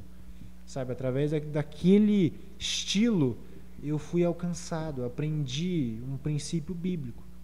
Depois a gente começa a ler a Bíblia, a gente amadurece, a gente vai correndo atrás, né? Sim. Mas, cara, como que é importante, cara? Projeto Sola. Projeto Quanto Sola, que eu procurei um folk gospel. Hoje, né, depois do Sola, explodiu. Agora Folk apareceu gospel um deu um monte. monte. Mas como que eu procurava, cara? Porque eu adorava folk, cara. Assim, eu era metaleiro, mas eu curtia um folk, sabe? Um folk metal, assim. Você era tipo metaleiro, aqueles celta. Eu não sei se você já ouviu aquelas bandas tipo Corp Clan, sabe? Não, Blind Guardian, essas paradas assim. Blind Guardian. Blind Guardian é uma pegada Como é o nome mais daquela de fantasia. banda? Eu ia falar Jethro Tull, mas Jethro Tull também é nessa Essa eu pegada, não né? conheço, cara. Tem Eu uma... também não conheço, Eluvate, vocês já ouviram Eluvate, cara? Que os caras usam até viola de roda pra tocar. Uns negócios diferentes, sabe? No Jethro Tull tem aquelas flautas de bambu, sabe? Sei. Cara, e quanto que eu procurava um folk, assim, cara. E quando eu ouvi Projeto Sono, eu fiquei assim, nossa, cara, que da hora, velho. Também.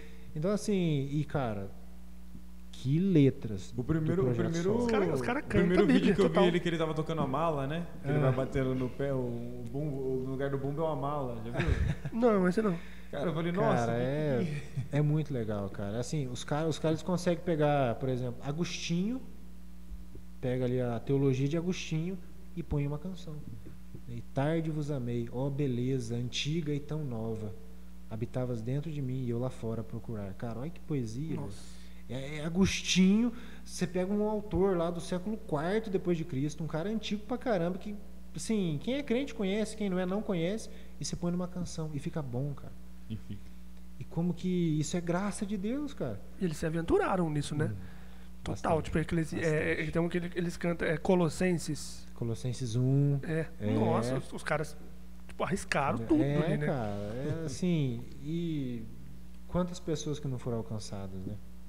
Através dessa aventura deles. Sim. Aí você tem os caras mais antigos, Resgate, cara. Resgate. Eles já falam que o propósito deles é mais missional mesmo. Né? Então, assim, cara, na história a gente já vê muita gente nesse diálogo, fé e cultura, né? Sabendo entender, interpretar a cultura, ressignificar a cultura muitas vezes à luz do Evangelho, à luz da Palavra de Deus. E sabendo também fazer cultura, né, de uma forma que glorifique a Deus, honre a Deus e aponte para Deus também, cara. Sim. E isso é maravilhoso demais, cara. É bênção demais. Muito. Eu vou perguntar então. Fala um pouco. Agora é interessante. Agora, não que não tinha sido interessante, mas. Agora vai começar o podcast. Fala um pouco do teu RPG, cara. O RPG bíblico. Você cara. não sabia disso, né? Você quer me falar? Eu não queria ter falado pra você Você receber deu uma spoiler. surpresa. É uma surpresa. Então. Como que você aborda o tema batalha espiritual, certo? Para um jovenzinho de 12 anos que só quer jogar. Você faz um RPG bíblico, certo? Tá aí, pessoal, eu fiz um RPG bíblico, né, baseado lá em Efésios 6. Então, ao longo desse RPG, a gente jogou algumas vezes, hoje tá meio parado, né? O Arthur tava ilustrando, ele deu um tempinho, né? Tinha comentado que você é em Sim. off, off topic. E, assim, Jesus, quando ele chega no mundo, em uma cultura extremamente agrária, ele às vezes pergunta e o evangelista registra isso, né? Como posso falar sobre o reino de Deus? Como posso explicar o reino de Deus? O reino de Deus é semelhante a... E ele vai dentro daquele imaginário, daquela cultura agrária, ele vai usando todas aquelas figuras para que eles possam entender algo que estava além da compreensão, no reino de Deus. E aí o jovenzinho só quer saber de jogar, e hoje a cultura do RPG, assim, dragão, espada, mago, essas coisas tá muito em alta, cara. Por causa das séries, por causa dos jogos. E eu criei esse RPG com o intuito de trabalhar princípios da batalha espiritual, ou seja, oração, leitura bíblica, né, todos aqueles elementos que Paulo lista lá em Efésios 6, a couraça da justiça, as sandálias da prontidão do evangelho, o capacete da salvação, né, que fala da convicção da nossa salvação, todos esses elementos em um RPG. Então você vai jogando, cara. Se você não tiver em oração, né, não achar os pergaminhos lá nos baús, tem uns pergaminhos de texto bíblico lá também espalhado, cara.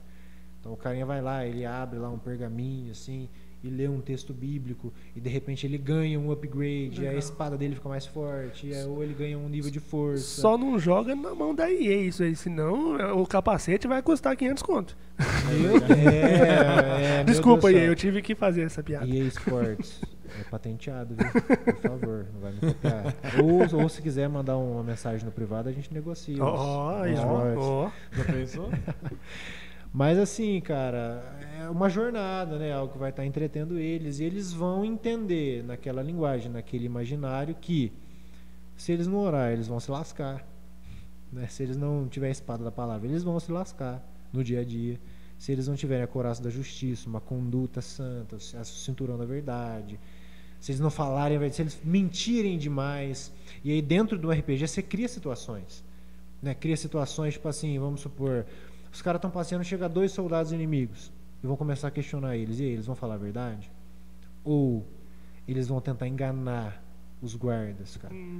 Tá entendendo? E aí a gente trabalha o princípio da verdade. Se mentir, vai se lascar, cara. Já é preparado pra isso, cara. Se você mentir, se você não for justo, se você vê que tem alguma coisa ali numa taverna, cara, algo que não é seu, um bastão, você vai lá e pega e fala assim, achei, é meu, você vai se lascar. Então é mais nesse sentido. Ao longo da jornada você vai criando situações, né, que são paralelos da situação do dia a dia, para que eles saibam que a batalha espiritual não é só sair amarrando e expulsando, né, cara?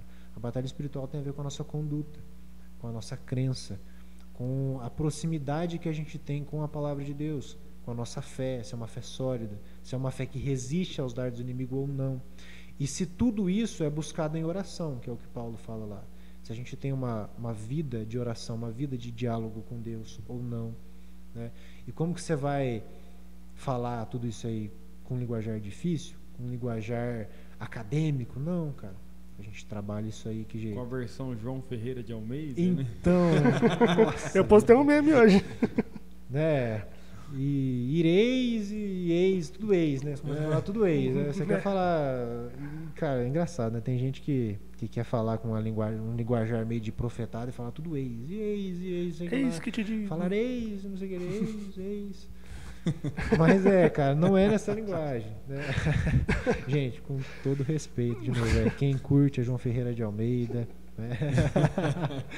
É uma bênção de Deus, né? Muitos irmãos se converteram, pregaram nela, mas não é mais a nossa linguagem, né? Não é mais a nossa linguagem. Aí já entra naquela questão de adaptação, né? Exato. A linguagem hoje é outra. Eu tenho uma versão Ferreira de Almeida que ela é bem puxada pro português de Portugal. Ela é muito difícil de entender. É o conhecido português arcaico, né, cara? É. Aquele português antigo dos colonos ainda, né? Nossa. Na época que o Pedro Álvares Cabral pisou aqui. Brincadeira. Mas Entregou uns espelhos aí e deixa pra Mas lá. e cara, é uma experiência muito ruim, você não absorve nada, cara. Eu fui tentar ler Camões, Nossa. Os Lusíadas, cara. E é aquela linguagem truncada pra tentar preservar a poesia de Portugal. E, cara, você fica lendo aquilo lá, você tem desgosto, cara. Sabe, você tem desgosto de ler, porque você fica assim, nossa, isso aqui eu entendi, mas isso aqui... Sou literário sabe, assistindo isso aqui. não. vira mortal. Né? O Camões tá revirando o caixão lá. Nossa, bicho. Mas assim, cara, como que é difícil, cara. E você imagina, você chega lá, um molequinho, 10 anos, eu quero ler a Bíblia, beleza, Tom, João Ferreira de Almeida, bruto mesmo, arcaico mesmo, português de Portugal, tradução, original, Não dá. manuscrito original, cara, não vai. E assim, eu tive a experiência de vários jovens, cara, me mandando, ô João, o que significa esse texto aqui? Aí eu ia lá, entrava no celular, pegava ou na NVI ou NVT. NVT. Hoje você tem a nova tradução na linguagem de hoje, mas eu não uso tanto, porque não que seja errado, tá? Porque ela é uma paráfrase. Então ela pega a tradução da Bíblia e é como se ele escrevesse a Bíblia com as suas palavras. Entendeu? Sim. Isso é uma paráfrase da Bíblia, né? Ela não é uma tradução em si dos originais, hebraico e grego. Então não uso tanto. Mas, cara, você pega uma NVT, é uma leitura tão gostosa, cara. Às vezes eu acordo de manhã, coloco lá para ouvir a NVT em áudio. Eu também gosto. E você fica tipo assim, é claro que você tem que ter a comparação com outras versões. Você vai montar um sermão, você vai fazer um trabalho acadêmico, você tem que entender um pouquinho de grego, é lógico, vai comparar com as outras versões. Mas, cara, para você recomendar para um jovem ler na linguagem dele, uma NVT, uma NVI, até mesmo uma nova Almeida atualizada, né, que é Almeida, mas que tenta usar a nossa linguagem, Sim. eles vão entender muito mais. Às vezes eu nem explico. Às vezes eu só pego e falo assim, ó, lê nessa versão, vê se você entende. Nossa, João, não, obrigado. Entendi, agora eu entendi.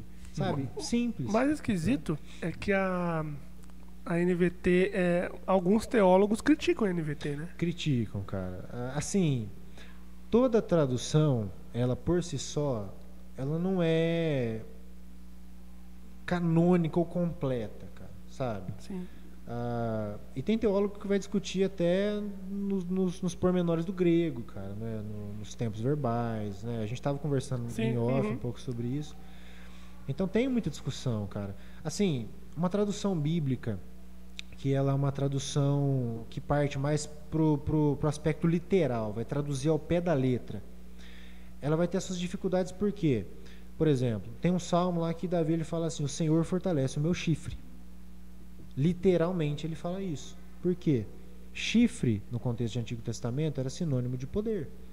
Tanto que as bestas que surgem lá em Daniel, né, o chifre é um sinônimo de poder. Apocalipse, Certo. né? Apocalipse também. Sim. Né? Então você tem ali a ideia do poder no chifre. Hoje, se eu falar em chifre, aquele cara é chifrudo. Já dá briga. Por quê? Já dá ruim. Você vai arrumar um Você problema. entendeu? É outra ideia, cara. Então, tipo assim, se eu traduzir, né, aquele texto bíblico literalmente, eu vou ter problema e dificuldade de interpretação. E aí, por outro lado, você tem a nova tradução na linguagem de hoje, NTLH, que é uma paráfrase. Então, ela vai pegar toda a Bíblia e vai interpretar toda a Bíblia. Qual que é o problema maior disso tudo? É que uma interpretação é passível de falhas, é passível de erros. Mas quando você pega uma nova Almeida atualizada, uma NVI, né, nova versão internacional, uma NVT, você tenta encontrar um equilíbrio entre essas duas coisas. A NVI é uma tradução do que eles fizeram em inglês, certo? Sim. Mas o princípio de tradução é esse. Eu vou pegar o que está escrito e aquilo que tiver um pouquinho fora do meu tempo, eu vou trazer o sentido nessa tradução para que fique mais fácil. A nova Almeida atualizada, eu fiquei um bom tempo lendo ela. Mas pela tradução que a igreja usa aqui, que é a NVT. NVT. Aqui é NVT. A NVT, então eu acabei me adaptando. Tipo, tanto que eu pego, coloco o áudio, eu ouço a NVT. Aham. Já acostumei. Sim. Então eu parei um pouco. Eu tenho a Bíblia da Jesus Cop novinha, Aham. Nova Almeida atualizada. Não uso mais. É a minha que eu tenho aquela com a capa lá, A este da livro é sobre Jesus. Cop é NVI. Qual que é? É uma capa assim, este livro é sobre Jesus, do Jesus Cop. Ah, Uma sim. nova Almeida É atualizada. verdade. Não, essa eu tenho uma capa preta. É uma capa preta, escrita em dourado, assim. Não, o meu Essa tá daí- escrito em branco. Em branco, assim. tá. É um monte de desenho, assim, um monte de Aham. coisa escrito e tal. É, As cara. duas Bíblias da Jesus Cop que eu tenho é NVI. Mas você tem, você tem essa aqui, com a capa preta? Não, eu tenho a Yeshua, Ah, sabe? Tá sei, escrito assim, sei, tem um monte sei. de flor, assim. Sim. E tem aquela nova dos adesivos. Essa aí eu acho que eu não conheço. Mas eu acho Ela que eu ouvi vem falar. toda- Eu vou confirmar, toda mas preta, eu acho que... sabe? Eu ouvi E só falar. com o símbolozinho, né, do Jesus Cop no meio. E vem várias cartas de adesivo pra você ir colando. Sim. Cara, muito tempo atrás eu trabalhava com a questão da livraria, cara, né? Tinha uma livraria virtual e tal, e aí eu trazia material deles, né? Trazia NAA e NVI. Eu acho que eram as duas que eles trabalhavam. Hoje eu não sei como é que tá. Talvez eles optaram só pela NVI. Eu acho Mas que assim, sim, que só cara, encontra NVI, NVI. na loja de Jesus Cop. Sim. Mas, cara, é uma tradução muito boa, né? E entra nessa questão da gente trazer o texto bíblico para a linguagem de hoje. O conteúdo continua, cara. O conteúdo ele permanece. O conteúdo ele não muda. Passa geração. A Bíblia é um livro de um conteúdo que não se desatualiza, cara. Como a gente falou no comecinho aqui, você vai ler Gênesis, cara, você vai entender a anatomia do ser humano ali, o pecado, os vícios, a forma de enxergar o mundo, várias coisas. Então, os princípios eles não mudam, mas como que a gente vai transmitir esses princípios? Essa é a questão. E a gente tem respaldo bíblico, cara, como Paulo, né? Os próprios provérbios de Salomão, cara. Alguns provérbios ali são provérbios de outros lugares. Provérbios babilônicos, princípios de talhão, por exemplo. Tem muita coisa ali. Sim, Salomão, sabe? ele compila algumas coisas. ele difundiu sabe? muita cultura Sim, estrangeira, cara. né? Então, tipo assim, dentro da sabedoria que Deus deu para ele soube reter o que era bom, né? Os aspectos criativos bons, ele soube reter, soube aprender, soube olhar e compilar tudo aquilo lá, Sim. cara. Realmente. Ah, King James, você gosta também? Cara, a King James tem toda uma história, né, por trás da tradução dela, desde se eu não me engano, Henrique VIII, né, com a cisma que ele teve com a igreja católica, aí surge o anglicanismo, e depois um rei pede para que seja feita aquela tradução.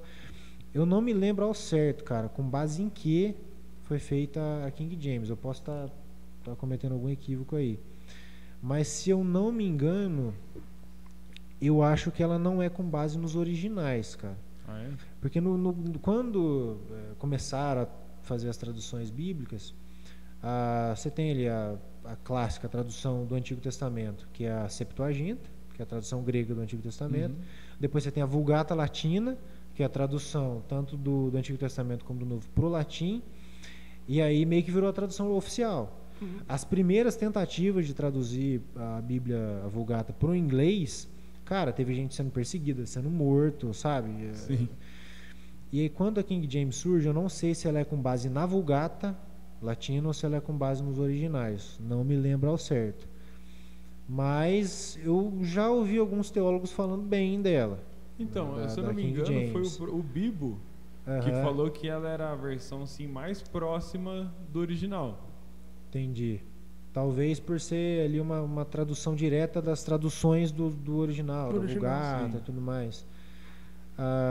Mas aquele negócio, tipo assim, ó, cara, pra quem não entende de grego, quem não entende de hebraico, que é o meu caso, eu sou noob, cara. Eu sou Não, noob eu no entendo, grego, eu né, sou cara? super fluente em grego, tá, gente? Ele tá falando aqui. Eu uso aplicativo, uso Logos, sabe? Quando eu quero Logos, uhum. redigir um sermão, não uso o chat GPT para fazer teologia.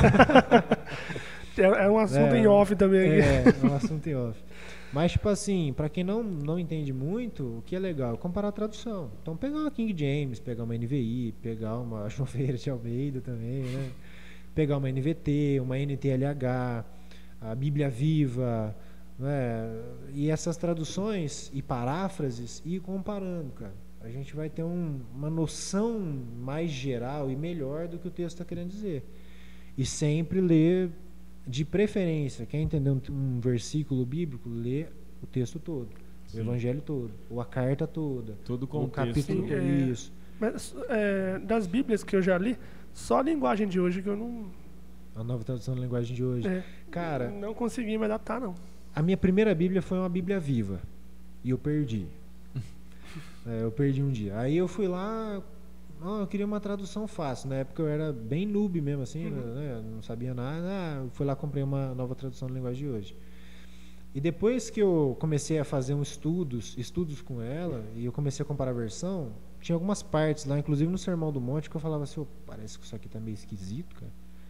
E eu montava todo um estudo em cima da nova tradução da linguagem de hoje, quando eu ia comparar, quando eu ia fazer um estudo mais profundo, eu via que não era exatamente aquilo que o texto original dizia, cara. Então, E eu sentia essa dificuldade. Então, assim, quando você usa essas paráfrases, né, para um jovenzinho, para um carinha novo, um cara que, né, Um novo convertido. isso, e você tá junto com ele ali no processo de discipulado, você tá caminhando junto, você tá consegue dar um explicando, suporte, você explicação. consegue dar suporte, consegue explicar, né, consegue entrar nessas partes aí mais complicadas Sim. e dar um norte para ele. Agora, o cara viver a vida toda lendo a nova tradução da linguagem de hoje, montando sermão em cima da nova tradução da linguagem de hoje. Eu acho difícil, hein? É um pouquinho complicado. É um pouquinho complicado porque vai deixar muito a desejar, cara. Sim, Vai deixar muito a desejar. Mas, voltando um pouquinho para sua obra, como é que é? Tipo, fala um pouco dos. Toda a história tem protagonistas. Sim, No caso do sim. RPG, não é um só. Eu me baseio muito em Dungeons and Dragons para falar, Clássico. né? Clássico. Então, tipo, tem cada um com a sua função e juntos eles são, tipo, virtualmente imbatíveis e tal. Blá, blá. Fala um pouquinho do Cara, protagonismo. dos personagens, os bonzinhos, são o comum. É o arqueiro, é o mago. Mas dos vilões, né, a gente tinha comentado outra vez lá, o que eu fiz? Eu tentei abordar a questão do disfarce que Satanás, que o inimigo, ele usa, né, para nos convencer a pecar, né, ou para nos tentar, ou para nos desviar da fé. Então, os vilões, já dando spoiler para quem não jogou o meu jogo, pelo amor de Deus, é patenteado, hein, gente? Cuidado, hein? Ó, tá registrado, Processo. é patenteado. Tipo assim, ó. Lá em Apocalipse, a Bíblia chama Satanás de dragão, a antiga serpente. Então eu falei assim, dragão é mal aqui, vou usar o dragão mesmo para ser o vilão, né? Então tem vários dragões. Só que eles se transformam em seres humanos. Eles se disfarçam, eles se misturam. E eles têm uma influência ali no ambiente em que eles estão. Então, por exemplo, assim, o dragão cinza, né, que é um que o Arthur desenhou lá, um carinha normal, tal, bem galinho, cabelo cinza, ó, gente, é patenteado, cara, pelo amor de Deus. Só que o Akira Toriyama também pode reclamar dele aqui. Mas então, aí é um cara lá, tal, influente, ele vai nas tavernas, ele conversa, ele é um cara que tem, né, um poderio econômico, ele tem uma influência grande na cidade que ele tá. É o dragão cinza. E como que eles vão resolver essa parada, cara? Como que eles vão encontrar esse dragão cinza? Não é através da aparência, cara. E isso aí, tentando trabalhar e mostrar pra eles que, tipo assim, nem tudo que tem aparência de bom ou de santo é bom e santo. Paulo, lá em 2 Coríntios, não me lembro se é no capítulo 10 ou 11, ele falando sobre os falsos mestres, ele fala assim, eles são discípulos de Satanás, que pode até se disfarçar de um anjo de luz para pregar uma outra mensagem. Então, tipo assim, essa questão do disfarce, da infiltração, dos falsos milagres, dos falsos ensinos, é tudo a questão do disfarce. Então, nos vilões, eu tentei trabalhar essa questão. Eles se disfarçam, eles se misturam. Como que você vai descobrir quem eles são? Do jeito que Jesus falou, pelos frutos. Como que você discerne um falso profeta, um ensinamento demoníaco através dos frutos? Então é um cara que vai estar ajudando a cidade, vai estar alimentando os pobres, vai estar ajudando com recursos, mas é um cara que vai estar incentivando a devassidão. É um cara que vai estar incentivando, por exemplo, eu esqueci o nome, cara. guerra, tipo gladiador, sabe? Assim, sim. os caras se matando, assim. É um cara que vai ajudar, mas ele, através das obras dele, você vai saber, cara, isso aí não é de Deus, não, mano. Sabe? E através disso eles vão ter que encontrar o dragão e matar o dragão. Aí tem o chefão final, assim. Isso, cada lugar que eles vão tem um boss Sim. e eles têm que pregar o evangelho para aquela cidade dentro do contexto daquela cidade. Então aí também tem a questão da cultura da cidade. Né? Cara, eu preciso jogar esse jogo. É planejado, hein? Bora marcar, cara. Eu tenho lá Agora também quero jogar os também. personagens, a descrição deles. Da Né? hora. Não tem o desenho de todos. O Arthur me deixou na mão, cara. Você falou dos seus vilões, eu lembrei do meu mangá que também os vilões são bem. Por exemplo, não é dando spoiler porque não tem nem no papel ainda, tá, gente?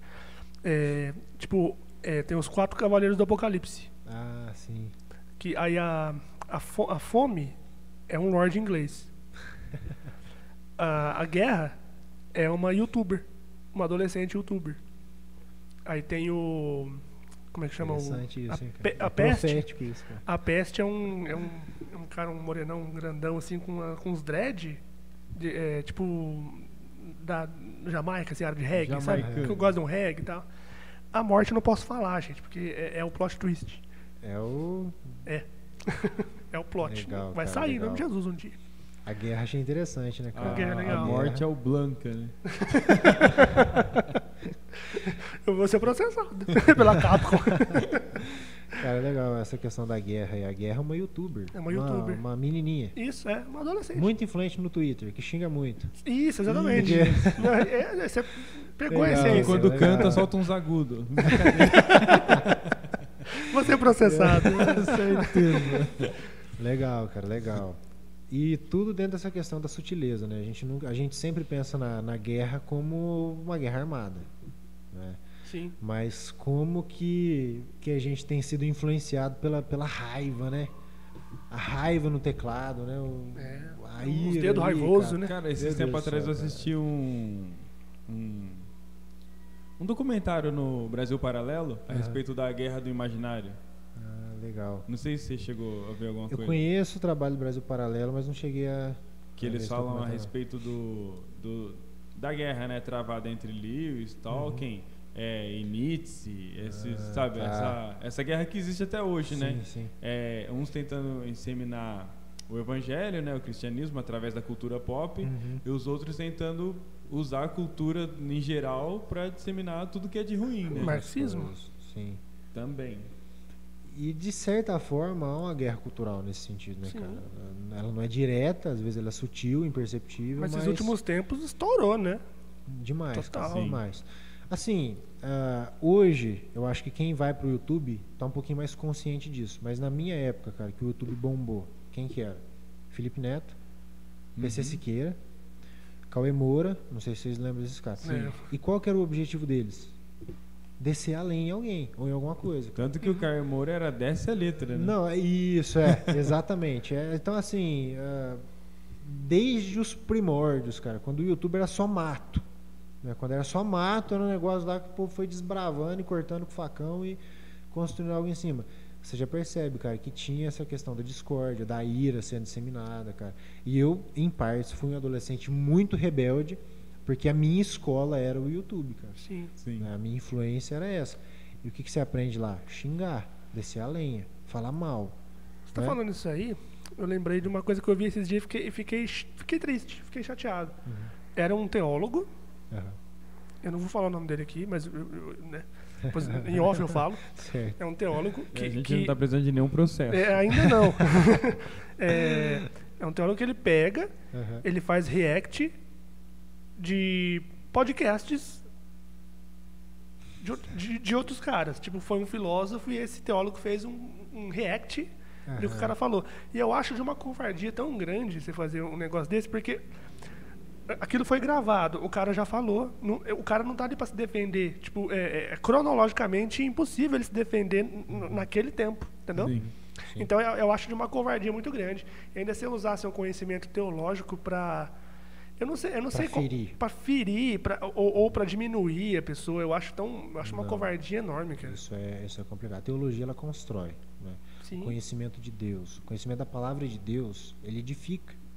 né? É para isso que o Espírito Santo levantou mestres, né? Mestres, né, ali, aqueles que ensinam, estão em uma das categorias dos dons do Espírito Santo. E o propósito é edificar a igreja, cara, né? Não é criar discórdia. E assim, cara, falando um pouquinho sobre filosofia, teologia e sobre treta, né? Você percebe que Platão, ele tinha um método de discussão que era a dialética. Então ele deixava o oponente falar, depois ele ia lá e conversava, e sempre tentando encontrar a verdade através do diálogo, certo? A dialética. E aí você tinha os sofistas, né? Que eram aqueles que utilizavam da retórica. Então, qual era o objetivo de Platão? Encontrar a verdade. Chegar, conversar e encontrar a verdade, cara, certo? O diálogo, o debate, que não é react. Debate não é react. Tempo real ali. Então, algumas pessoas são meio inacessíveis e outros precisam fazer react mesmo, porque assim, já sabe que a pessoa não vai aceitar um debate, né? Então aí eu entendo, mas sempre de uma forma respeitosa. Sim. Mas o diálogo, ele constrói também. O diálogo é pra gente conversar junto, trocar ideia junto e chegar em um consenso. Essa é a dialética, esse é o diálogo, esse é o papel da filosofia, da conversa, da busca pela verdade. Mas o que acontece hoje, não só na teologia, mas em todas as áreas? O pessoal já acostumou a falar com uma câmera, certo? O pessoal já acostumou a falar só o que pensa e a não ser contrariado, cara. Sim. Né? Então, tipo assim, você cria toda uma cultura não do diálogo, da dialética, mas da retórica. Eu preciso ser convincente para que o meu ponto, a minha verdade, a minha visão de mundo seja imposta. Exatamente, cara, exatamente. E aí você tem um livro do Schopenhauer, chama A Arte de Ter Razão, 38 estratagemas para vencer qualquer debate. Mas essas estratégias, esses estratagemas, nem sempre são meios lícitos. E ele cita lá, per fas et nefas, por meios lícitos ou ilícitos. Ou seja, existem meios de você... Vocês já assistiram debate, né, cara? Debate na Rede Globo, debate em canal de YouTube.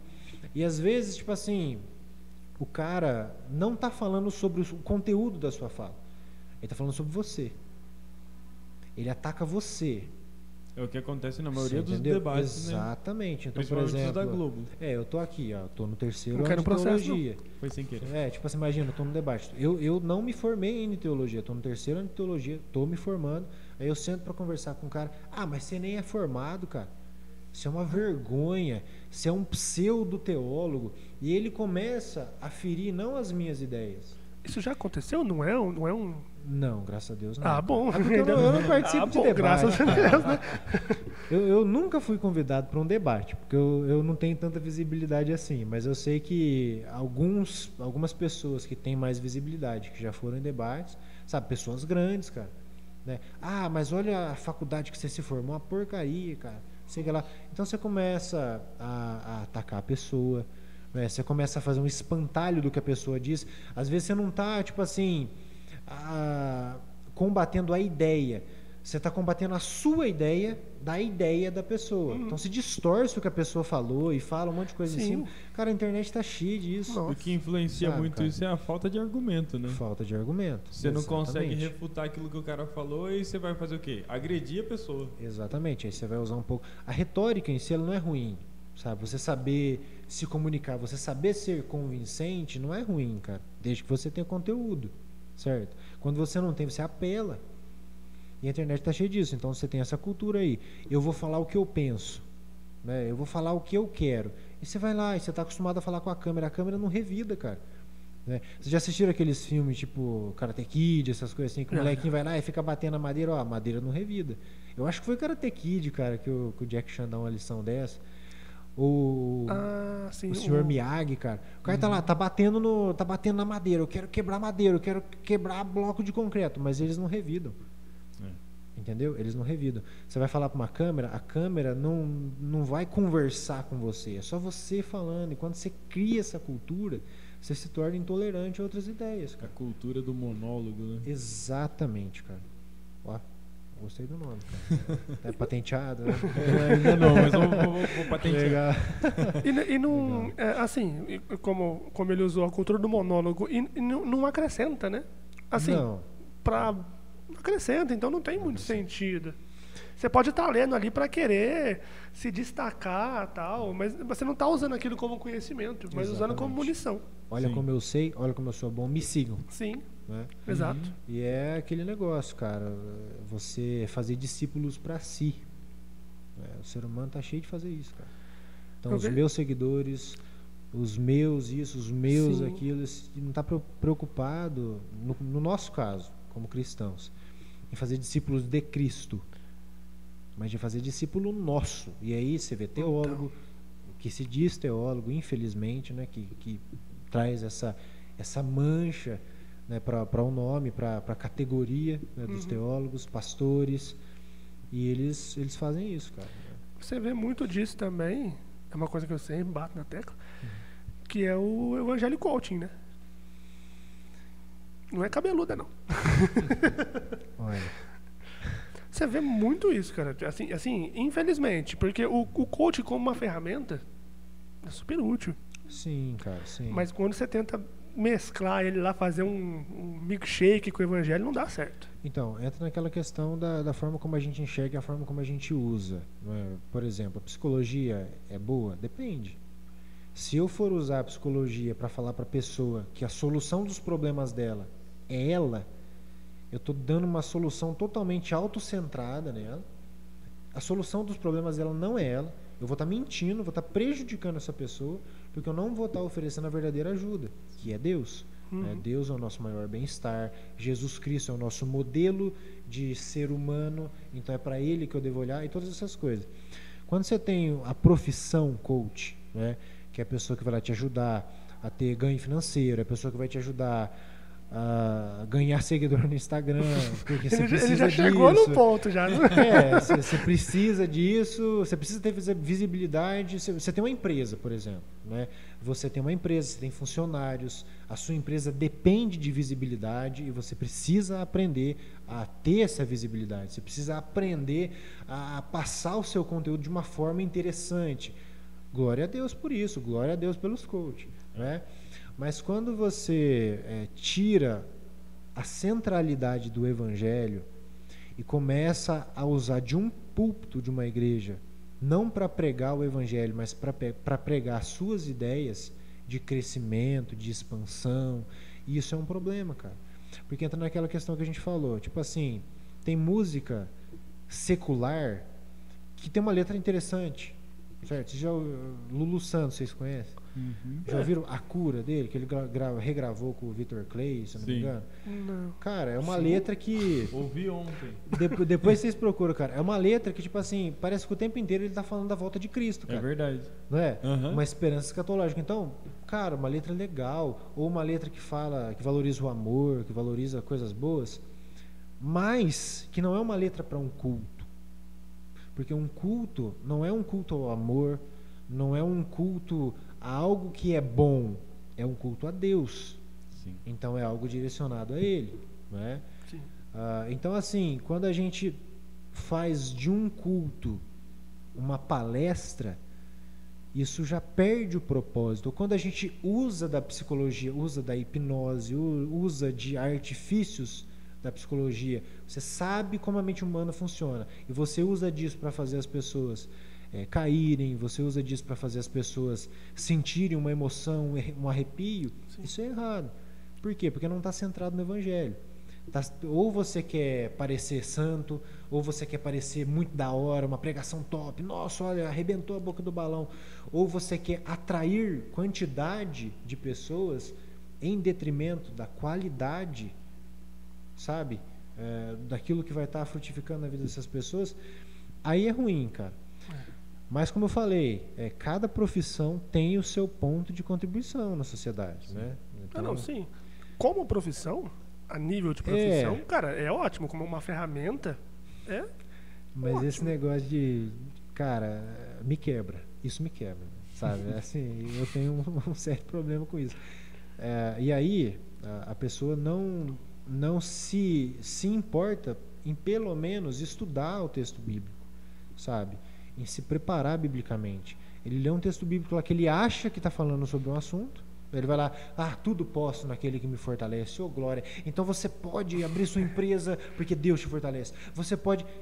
E cara, do que Paulo está falando ali? Olha, eu passei fome, nudez, tempos de fartura, tempos de escassez, mas eu aprendi a viver contente em tudo. Por quê? Eu posso passar por todas essas situações naquele que me fortalece. Exato. Só que aí o cara começa a arrancar o texto fora de contexto, né?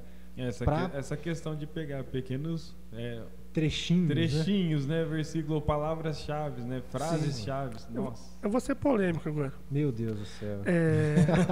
O que eu vejo? Cuidado com o processo. Não. Tem um advogado bom, cara? Tem um advogado bom, Jesus Cristo. Lembrei da Bruna Carla agora. Meu advogado é meu senhor, tá ligado? Tipo, eu vejo como... assim, eu vou para um sentido mais espiritual. Não só de espiritualizar muitas coisas. Uhum. Mas, na minha visão, o Evangelho Coaching, eles querem que você fique bem aqui. O Evangelho real, ele quer que você se prepare para lá. Exatamente. Sim. Então, é como se o Evangelho Coaching fosse uma estratégia do inimigo para te fazer buscar a plenitude aqui. Nessa vida. Como Exato. uma escatologia que se cumpre aqui. Isso. É um evento que vai mudar a sua vida, aqui. não a volta de Cristo, não a redenção, não a glorificação do corpo, mas tem muito disso, cara. E assim, não é pecado ser rico, Não. certo?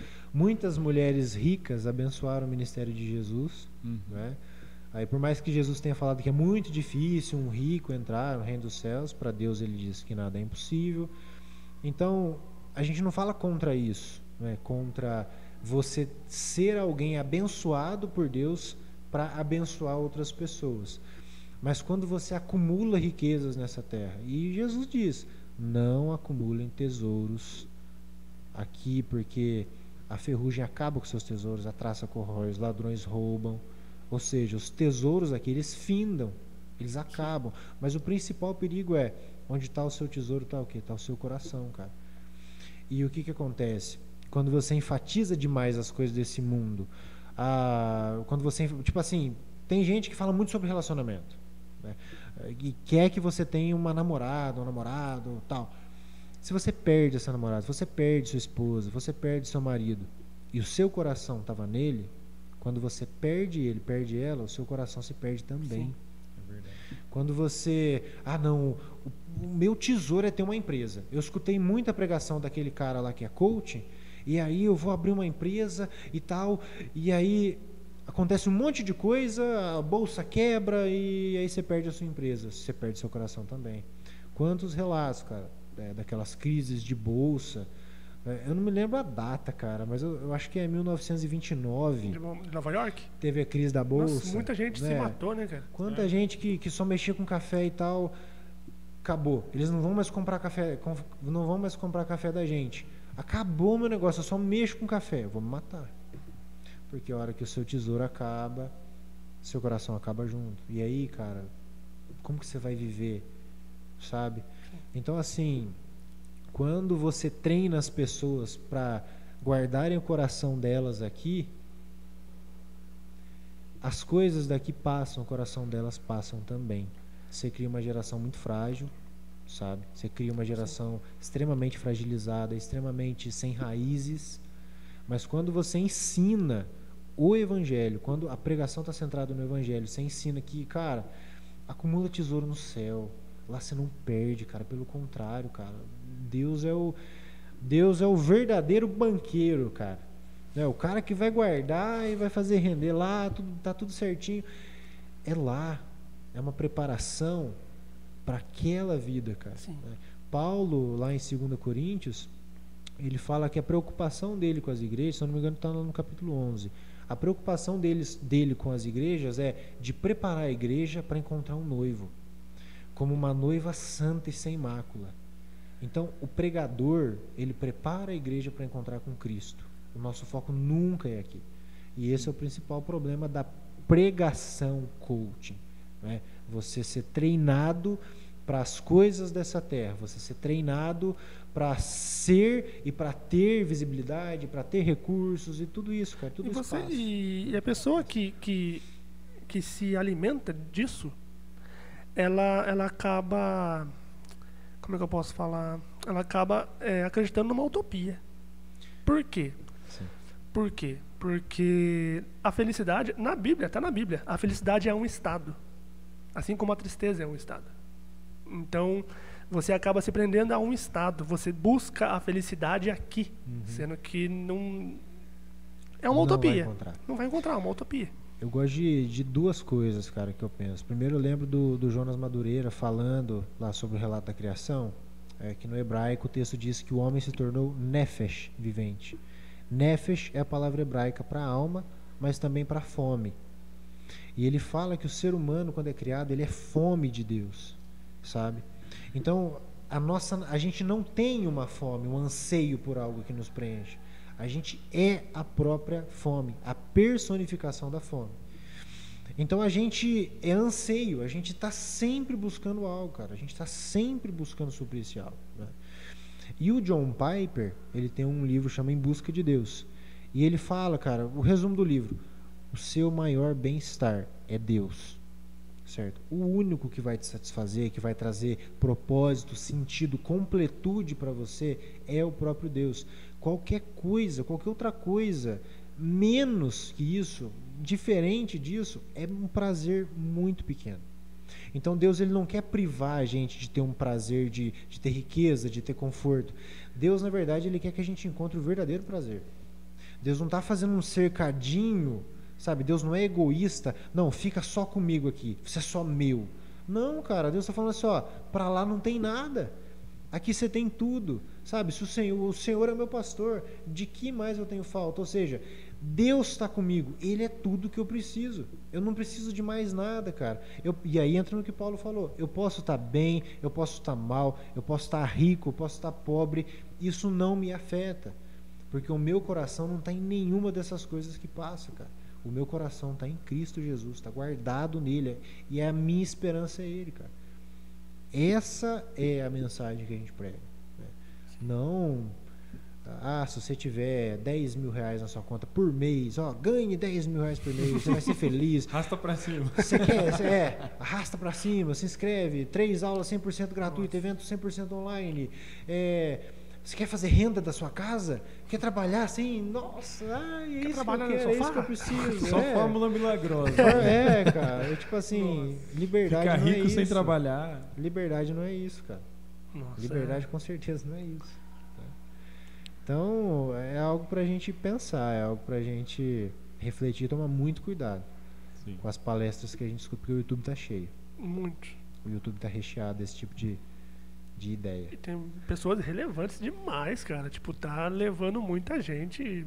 Muita visibilidade, infelizmente, pouco conteúdo, né? Uhum. Sim. Assim, o que eu ia falar até é meio forte, né? Tipo, levando muita gente pro inferno, cara, infelizmente. Massageando o ego Sim. das pessoas. Acaba anestesiando a pessoa, né? Se eu não me engano, é um termo que o Iago, ele escreve um livro, né? A Teologia do Coaching. Sim, ele escreveu. Você é o ponto fraco de Deus e outras heresias da teologia coaching. Uhum. E ele fala justamente sobre isso aí. Que muitos ministérios são ministérios de anestesiar as pessoas enquanto elas caminham para o inferno. Esse negócio de você é o ponto fraco de Deus deu um rolo pra mim, cara. É mesmo? Nossa vida. Coisa de parente, sabe? Nossa, cara, pesado, complicado. pesado mesmo. Tem muita gente que chega pra mim e fala assim: nossa, você viu aquele pregador? Não vou citar nome, tá, gente? Porque eu não tenho nenhum bom advogado e enfim. E nem nós. Mas olha só a pregação desse cara, olha que bênção. Aí você vai escutar, você fala assim, cara, é só retórica. Entra naquela questão, é só retórica, é só artifício de linguagem, é só uma boa comunicação, é algo oco, é algo que por dentro não tem nada, cara. E assim, é tão triste, cara, pra gente que ama a palavra de Deus, pra gente que sabe que esse não é o verdadeiro evangelho, mas que tem pessoas queridas, pessoas da nossa família às vezes, pessoas queridas da nossa igreja, pessoas queridas que congregam em outros lugares, que estão se alimentando disso constantemente. Timóteo 4, se eu não me engano, que vai chegar o tempo que ajuntarão mestres para... Falsos mestres vão sentir comichão Isso. nos ouvidos, né? E vão rejeitar a sã doutrina. Sim. E eles não vão mais dar ouvidos àquilo que a palavra de Deus diz. Infelizmente é o que está acontecendo. Eles vão ter essa coceira, né? Porque todo ser humano tem um anseio, né? Mas eles vão tentar suprir esse anseio no lugar errado.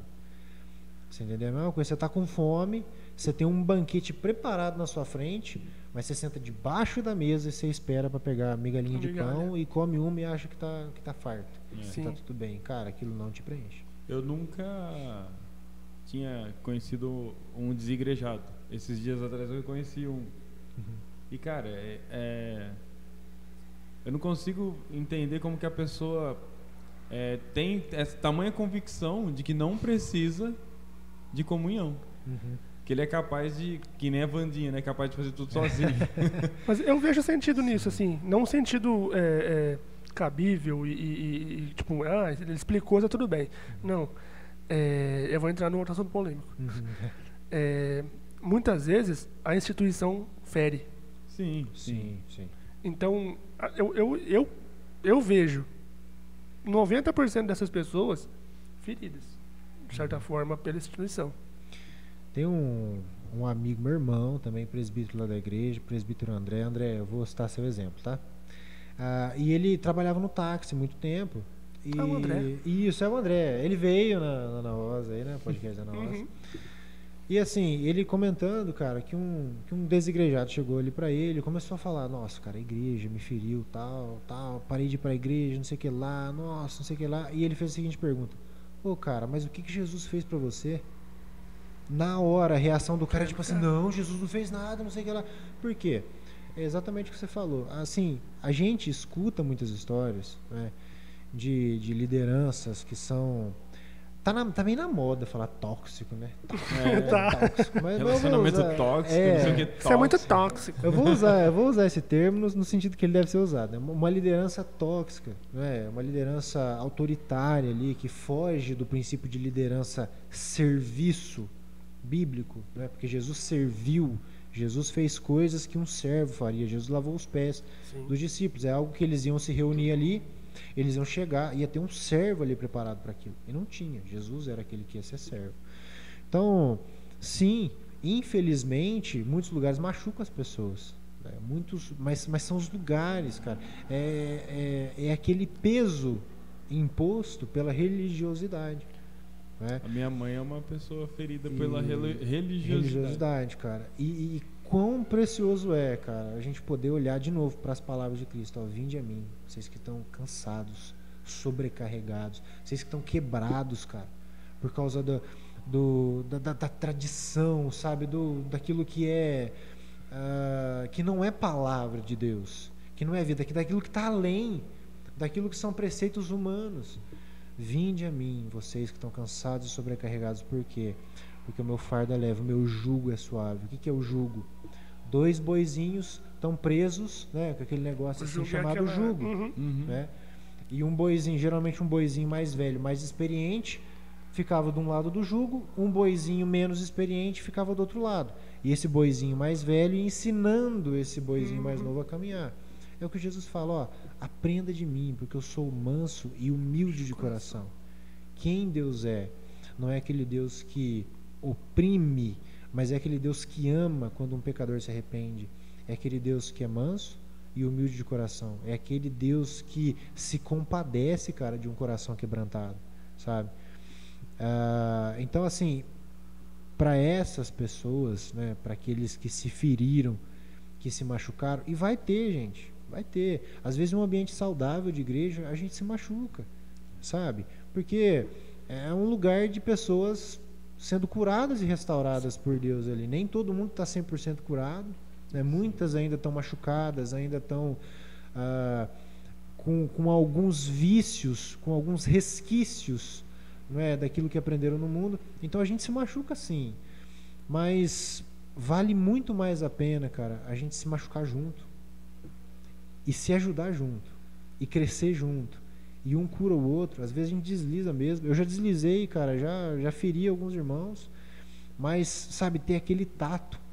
Não aquela pessoa que tipo assim, não, eu sou o bom aqui, eu sou o líder, eu sou isso e a minha palavra é a lei. Não é. A gente tem que ter aquele tato de pedir perdão. A gente tem que ter o tato, cara, de valorizar a comunhão nesse sentido. E para aqueles que se feriram com isso, cara, Jesus Cristo é manso, humilde de coração. O jugo dele é suave, cara. Há um estilo de vida no corpo de Cristo, no corpo que ele comprou, que é suave, que é saudável, que edifica, que faz bem. Basta a gente se dispor a procurar esse ambiente. Não é fácil, não é fácil. E longe de mim, sabe, cara, pesar na mente de alguém que foi machucado por isso. Porque daí eu acho que a gente aumenta um pouquinho mais o fardo, né? Mas assim, de fato, cara, se tiver alguém desigrejado aí, né, alguém nessa situação, cara, é crer que Cristo não é o que a religiosidade apresentou. Cristo é aquilo que ele se apresenta nos evangelhos, na sua palavra, e é aquilo que está velado no Antigo Testamento. Cristo, né? Eu falei da Bíblia aí. Este livro é sobre Jesus, a Bíblia é sobre Jesus. Você aprendendo sobre Jesus, você aprende sobre quem Deus realmente é. As feridas são saradas, cara, sabe? E aí a gente está pronto de novo para poder participar da comunhão, cara. Comunhão saudável, comunhão do jeito que deve ser. Mas é... Cara, muito legal. Cara, infelizmente, vamos finalizar. Eu também tô triste. Eu falo demais, gente. Não, cara, foi super edificante. Um aulão. Demais, mano. Nossa, total. Você não é teólogo ainda? Não. Então, olha aí, imagina quando for. Né? Oficialmente não. Cara, Deus abençoe muito sua vida. Logo após a formatura vai ter outro repetente. Parte 3. Cara, Deus abençoe muito sua vida, continue te usando muito. Amém. Nessa área também de conciliar a cultura pop com o cristianismo Cara, eu vi com outros olhos agora. Eu vi só como um vislumbre. Agora eu tô vendo que dá. Legal. Que vira. Cara, obrigado mesmo. Deus abençoe muito.